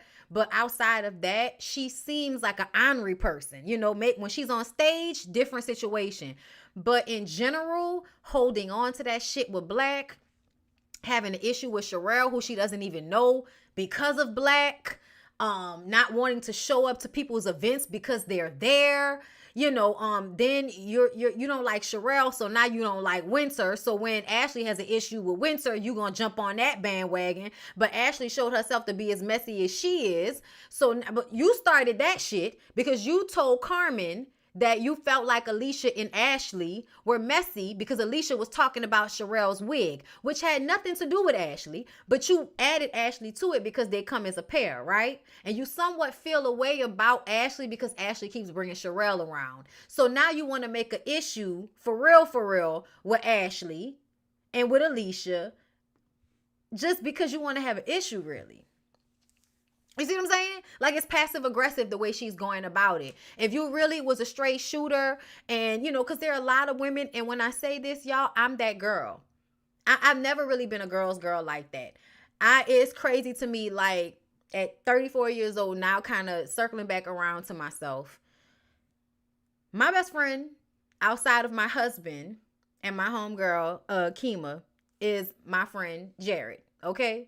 He was my best friend since, like, 5th or 6th grade. And he's been my best friend up into college. And then we stopped talking. And then we just now started back being cool. And, it's almost like we never left. Like, that is my best friend. He's always been that. We are very similar and alike on a lot of levels. So I was always the girl hanging out with dudes. You know what I'm saying? Or hanging around more men than women. I didn't have the girl best friend when I was growing up in high school.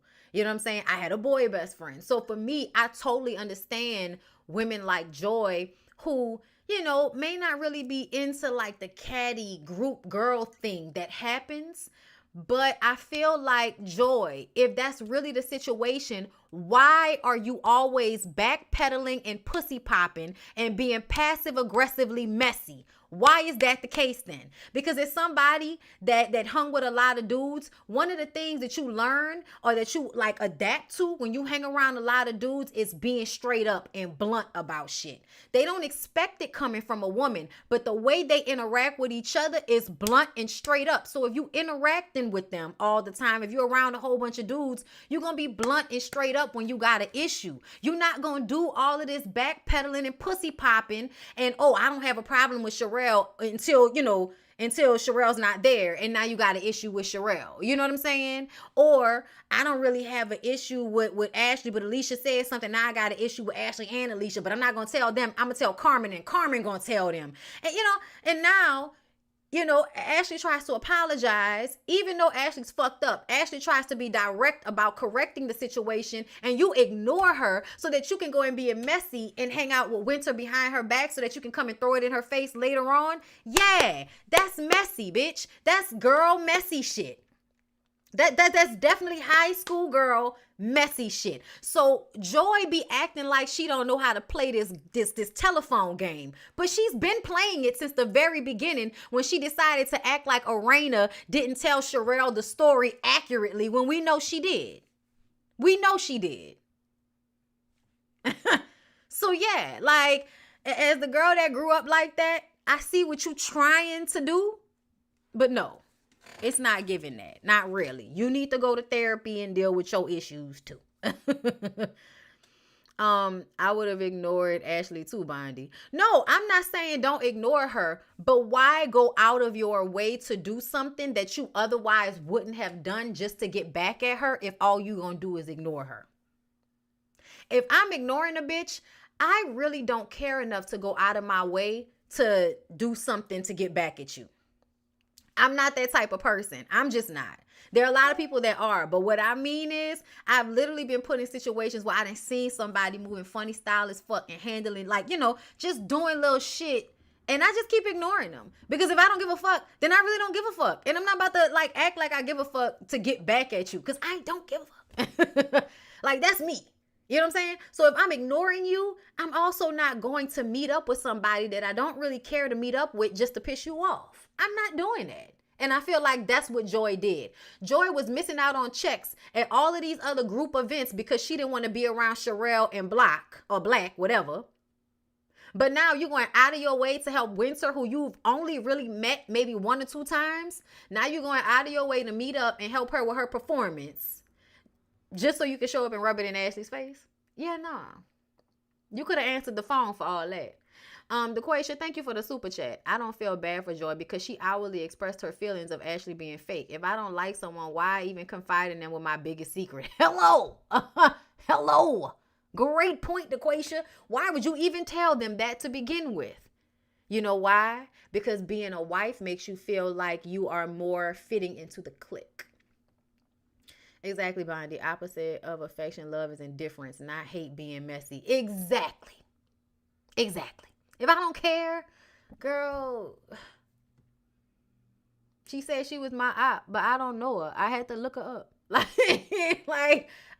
don't give people oh, they don't like me? Okay. Oh, they don't know me, bitch. I don't know you either. I don't know. Everybody ain't got to know me. That's all right. You don't take these things fuck cares. If I don't care, I don't care. The difference is people be saying they don't care and they really do care. Okay. So yeah, y'all, the Romancipation, what did y'all think of Winter and Yusha's performance? For it to be her first performance, I think Winter did really good. And that song, Gutter Barbie, sounds nice. I'm not even gonna flip. When she got to the little part, I was like, all right, shit, that's cute. I might have to go put that on my playlist. Bitch, all right, listen. It was a cute little bop. It had some real good, moments in the song. I was like, girl, is that a break sound? They don't even do breakdowns anymore. They don't even do bridges anymore. Is that a bridge? There was a bridge in that song. Oh my God. So yeah, I liked the song. I thought it was cute when her little boyfriend came out and performed, but I really didn't like that because I feel like I like your song, but you don't know him like that. For him to be, I can't have you on my song. May not fuck with you tomorrow. That's how I feel. That's how I feel, girl. I'm Glorilla on this one, okay? I can't have you in my song. Might not fuck with you tomorrow. Okay, no. But at the same time, it was cute. Cherie, thank you so much for the super chat. All of these women are so unlikable. Girl, not one of them with a redeeming. Except for Winter. I like Winter. But that's also because, I think Winter's, sweet. I think she's sweet. I think she's nice. I like her particular brand of shade, which is, cute, funny shade. It's not ever too heavy. It's not ever too deep. I do love the way she handled herself at the reunion show last season. She was by herself and she handled her own, and she was going back and forth with, them women and them grown ass men. And she, I was here for it. So for me, Winter is literally the only real likable person on the cast. For me. Um, I would like Arena, but Arena is too phony in her personality to me. And what I mean by that is like she let other people run her, and I don't really like that. That's not a personality trait that I prefer. I'm not gonna lie. I don't like people that love to be nestled into, spot number 2 in the mean girl clique. Like, I don't know. But yeah, outside of that, like, yeah, Raina's beautiful, and the family's beautiful and all of that. She's more likable. Yeah. Like, I would absolutely, if I had like to put, my list of likability on this show, I would put Winter. And then I'm not gonna lie, I would probably put Ashley before Arena, because I at least like the fact that Ashley not a punk. Like, Arena not a punk either, but only when it comes to women. Like, when it comes to men, she gonna bitch up and she gonna let you, walk all over her and talk to her any kind of way. But when it comes to, the women, she'll buck and all of that. And she also kind of isn't as mean as Ashley. But I kind of respect Ashley's, like, honesty a lot of the times. Whereas I feel like Arena be pussyfooting. You know what I'm saying? So, they go back and forth, the two of them, for me. And then you'll put Sherelle, and then Joy, and then Alicia. Because Alicia, Judge Faith, girl, I can't stand a sidekick that's so strongly. Like, I just kind of feel like at some point you're an adult, and it's cool to, have your friend back. I have been known to be the girl that's just there because my friend here. So I get it. But ultimately, I feel like there should be like some autonomy, some separation of, yeah, I'm your friend, but I'm a grown ass woman. So, unless you getting jumped, bitch, I'm over here. You know what I'm saying? Alicia gives off, I'm letting, Ashley run me on some slick shit. And I don't really like that. So yeah, I don't really like that, like, you real tough to be, a minion. And that's no disrespect, but it's just the way it comes off. Real tough background dancers, y'all know that girl look like Judge Faith. Anyway, it's not shade. Judge Faith is beautiful. Like, it's not shade, but that's what she looked like, and I don't really know her. So she Judge Faith. Okay. Anyway, but I thought Winter's performance was super cute. Ashley still had to be shady. Joy didn't hug Ashley the way she did the Tylers. Joy said, I'll consider it, since Ashley said she considers Joy a friend. Sounds like a job that I'm never going to get. And I'm like, yeah, that's basically why she says that. Ashley is surprised to see Joy there supporting Winter, especially since she said she couldn't support someone who spoke badly on the Tylers' marriage. So that's why I kind of was like, I'm kind of with Ashley on that. Like, bitch, you went out of your way to hang with this girl just because me and you got into it? Like, okay. When Winter comes over to thank everyone for coming, Ashley starts to ask Yusha all of these questions that I'm like, you don't even like Winter. So why are you asking her man all of those questions? That annoyed me. But then I also kind of felt like, but Ashley, I am glad you asked if he stayed at his parents' house. Like, some of these things we just get out in case Winter didn't circle back around to some of these questions. You know what I'm saying? Like, make sure we get them all out, right now. Okay, then we good then. Okay. But that would only be cool if you actually liked Winter. That would only be cool if you actually was cool with Winter. If you was cool with Winter, I wouldn't have had a problem with this moment at all. But you don't even like that lady. So I don't understand why why Diane a witness like this when you don't really care what the outcome of this lady's relationship is, because you don't really like her. You know what I'm saying? Like, and I feel like Winter trying to, be cool with everybody, she allows this situation to take place. But essentially, I'd have been like, hey, we ain't that cool yet. That's too many questions. Back up. Okay. But see, I'm more like Ashley. I would have stopped Ashley in her tracks with that shit. Time out. This ain't that. Sit down. Okay. Maybe if we all go on a double date at some time, you can ask him all those questions then. But for right now, his name is Yusha. He my man today. Thank y'all for coming. You know what I'm saying? Thank y'all. But I would have cut that shit off. I would have cut all of that question asking off for me. Okay. Cut it out. I don't want to hear nothing. You don't even like me like that, bitch. Don't be asking questions about my life when you don't even see it for me like that, girl. So what you need to know for, That's how I would have felt. But let me see what y'all saying before I get out of here, because that's all that really happened. Ashley did once again tried to make nice with Joy, but Joy still wasn't ready to be cool with her. And that's why I was like, I feel like, okay, so I get it, but you're going to have to take some responsibility for the fact that you told some secret information to a person that you don't even know like that. That's your fault. Second of all, at the end of the day, how many times do you need to be apologized to in order to get over it? You know what I'm saying? Because essentially, like I said, once again, you shouldn't have told her that information because you did not know her like that. And you told her that shit anyway. So on some level, Joy, you're going to have to take responsibility for trusting somebody that you shouldn't have trusted with your information. Not saying that you have to get over the situation with Ashley, but to put in the extra effort to rub shit in her face, I just feel like you just want to have a problem. That's how I feel. You just want to have beef. And that's fine. Have beef. But she's still going to go to that Christmas party next week. And then the girls gave Winter a gutter Barbie jacket. And I'm like, that's the least you hoes could have done. Y'all acting like y'all did something nice for her by giving her a jacket. When y'all went and made money off of something she called y'all. She came up with gutter Barbies and called y'all that, and y'all decided to go and put it on some merchandise and make money off of it. Like, y'all stole that intellectual property from that lady to make money. So the least you could have did was gave the bitch a jacket. Okay? So I know you thought you was doing something with that, Arena, but calm down. Calm down. I also want y'all to stop insinuating that Winter just wants to be like y'all, and that's the reason why she had an issue with y'all. I don't like that, because that's not what happened. Like, Winter did not make issue with Ashley and Arena because she wanted to be in the clique and they wouldn't let her in. That's not what happened. Press pause on that, girl. Back up. And then a recycle jacket at that. Bitch, give me a new jacket. Okay, make me one with my motherfucking name on it, since you was so glad and happy to make merchandise off of my intellectual property. Okay, right, Joy, it was your fault. You told Ashley the information a spree. You get over it, right? You knew you couldn't trust that girl. She ain't your friend. Joy, take accountability. You played yourself. Okay. Ashley is expecting anyone to take her the way she is, hence all those questions. So Winter's bad, and if Winter would have reacted, she would have deflected on talking about her. Yeah, she would have. But that ain't that ain't your place to be asking people questions like that.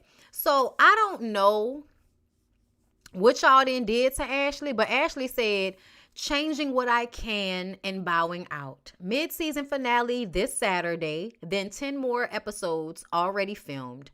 I'm pretty sure it's time for me to exit. And I'm like, why are you quitting the show now? Why are you quitting the show now? Y'all, I see Carlos is finally recapping Love and Marriage DC. Wait a minute, y'all. Wait a minute. Can I be messing with y'all for a minute? I think it's mad funny the way that nigga act like he don't see us over here. But he always responding. Because I feel like I said, I thought, it was crazy to me how he had, so much energy for the housewife shows, and then fucking Love After Lockup, for Christ's sake. Like, really, my nigga? Love After Lockup? You got a review in the interview for them, but we don't know what the hell going on over there at Love and Marriage DC. Ain't heard a pip or pipe out you about the show in a minute. And now this week he got a recap and a review. I said, girl, you gonna keep asking like you ain't hear me or you ain't see me. And then you pop up people's, commentary on your social media and shit, and don't tag them, but then want to make sure y'all ain't gonna tag me. I swear for fucking God. Oh God, Carlos is so fucking messy, bro. So messy. Yes, they said 10 more episodes. Y'all heard me. She must have done something we not gonna like. Yeah, her and Joy get into a little physical back and forth next week. Them lies. She ain't quitting. I don't believe Ashley. I definitely believe that she trying to back out of this situation before it get canceled, if it get canceled, because they, I heard their viewership has not been that great. But I don't know. I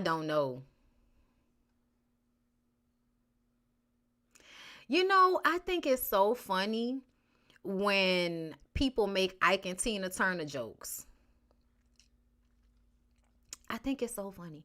Like, because I'm seeing, like, I was on Twitter and I saw like a post from March 4th where,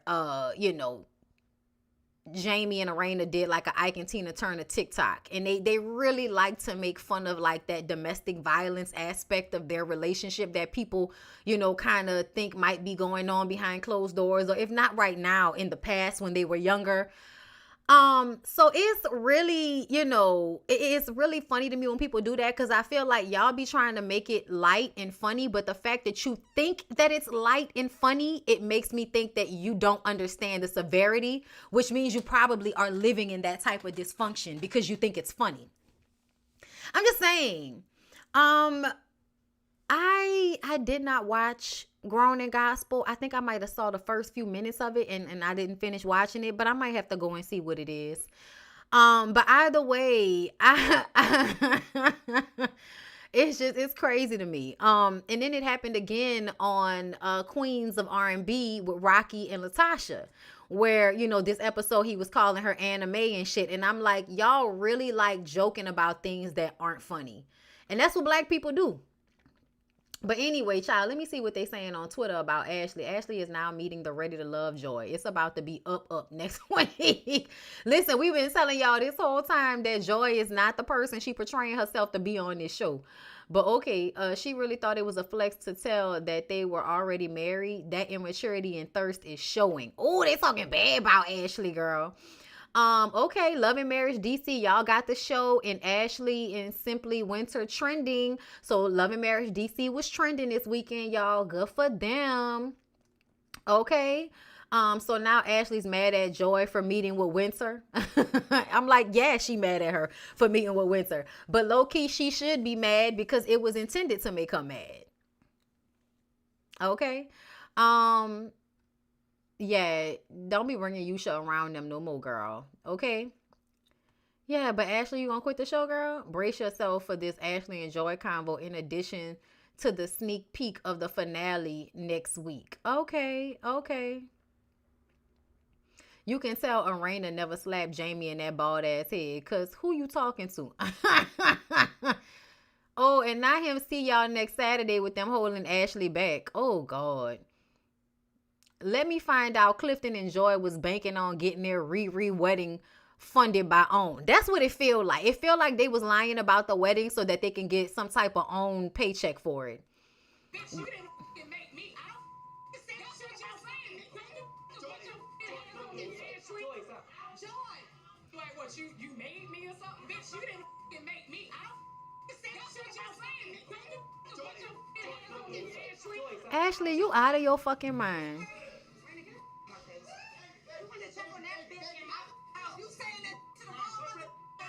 So this is why Ashley is quitting, because Ashley made a fool of herself. Oh my God. Y'all always do this. Y'all get all full of yourselves, make a plumb fool out of yourself, and then decide you want to bow out gracefully. Bitch, you better buck up and take this fucking tongue lashing you getting on Twitter for this shit. You wanted to be a reality star, bitch. You wanted to be the head of the Mean Girl Squad. Buck up and take it, okay?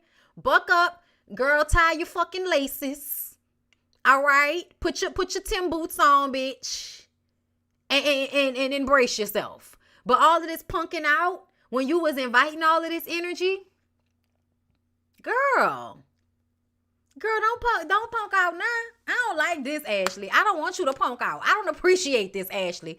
Ashley, I need for you to do one or two things, girl. I think I need for you to either get online and say, I was drinking, I was tripping, that was a mistake, I was out of character, I apologize. I need you to do that. Or I need you to stand on it and be like, I ain't like how that bitch was talking to me. I handle her, and that's what happened. But see, all of this, oh, I'm going to bow out gracefully because now I can't take the fact that everybody's going to be getting in my ass online because I acted an ass at this Christmas party. Girl, don't punk out. That's not what I want for you. Don't punk out. Okay, thank you for the super chat, AJ39. Hey, Bondi, didn't they have a love and marry Charlotte at one point? No, they did not. Not that I know. Right. Regina George would never. Okay. You want fame? Well, this is where you start paying. Okay. This is where you start paying. Got it. What other reason was she trying to hide being married? Right. Girl. It's a mess, y'all. But 2 hours live. Okay, 600 and some odd people in here. 573 likes. Make sure y'all like the video on the way out because I'm done, girl. But I'm going to come back for a BondyBlue show for my members. I'll make the link and send it right after this live is over. And then I will come back to y'all at... I'm going to come back to y'all at 3:45 or 3:45. It don't need to be that long. But like, just give me a minute to, use the bathroom right quick. But we're going to come right back and do a little quick show. I can't be up here that long because we got hot yoga at 5:45, which means we got to be out the door by 5. Okay. So that means I'm going to come back and do a little quick 45-minute BondyBlue show with my people, with my members. Okay. So I will see you guys in a few. Everybody else, thank y'all so much for catching the live today. Thank you for catching the playback people, and come back tomorrow for Queens of R&B. And we'll get into it. Okay. I love you guys so much. I hope y'all have a good rest of y'all day, and I will see y'all next time. Peace out.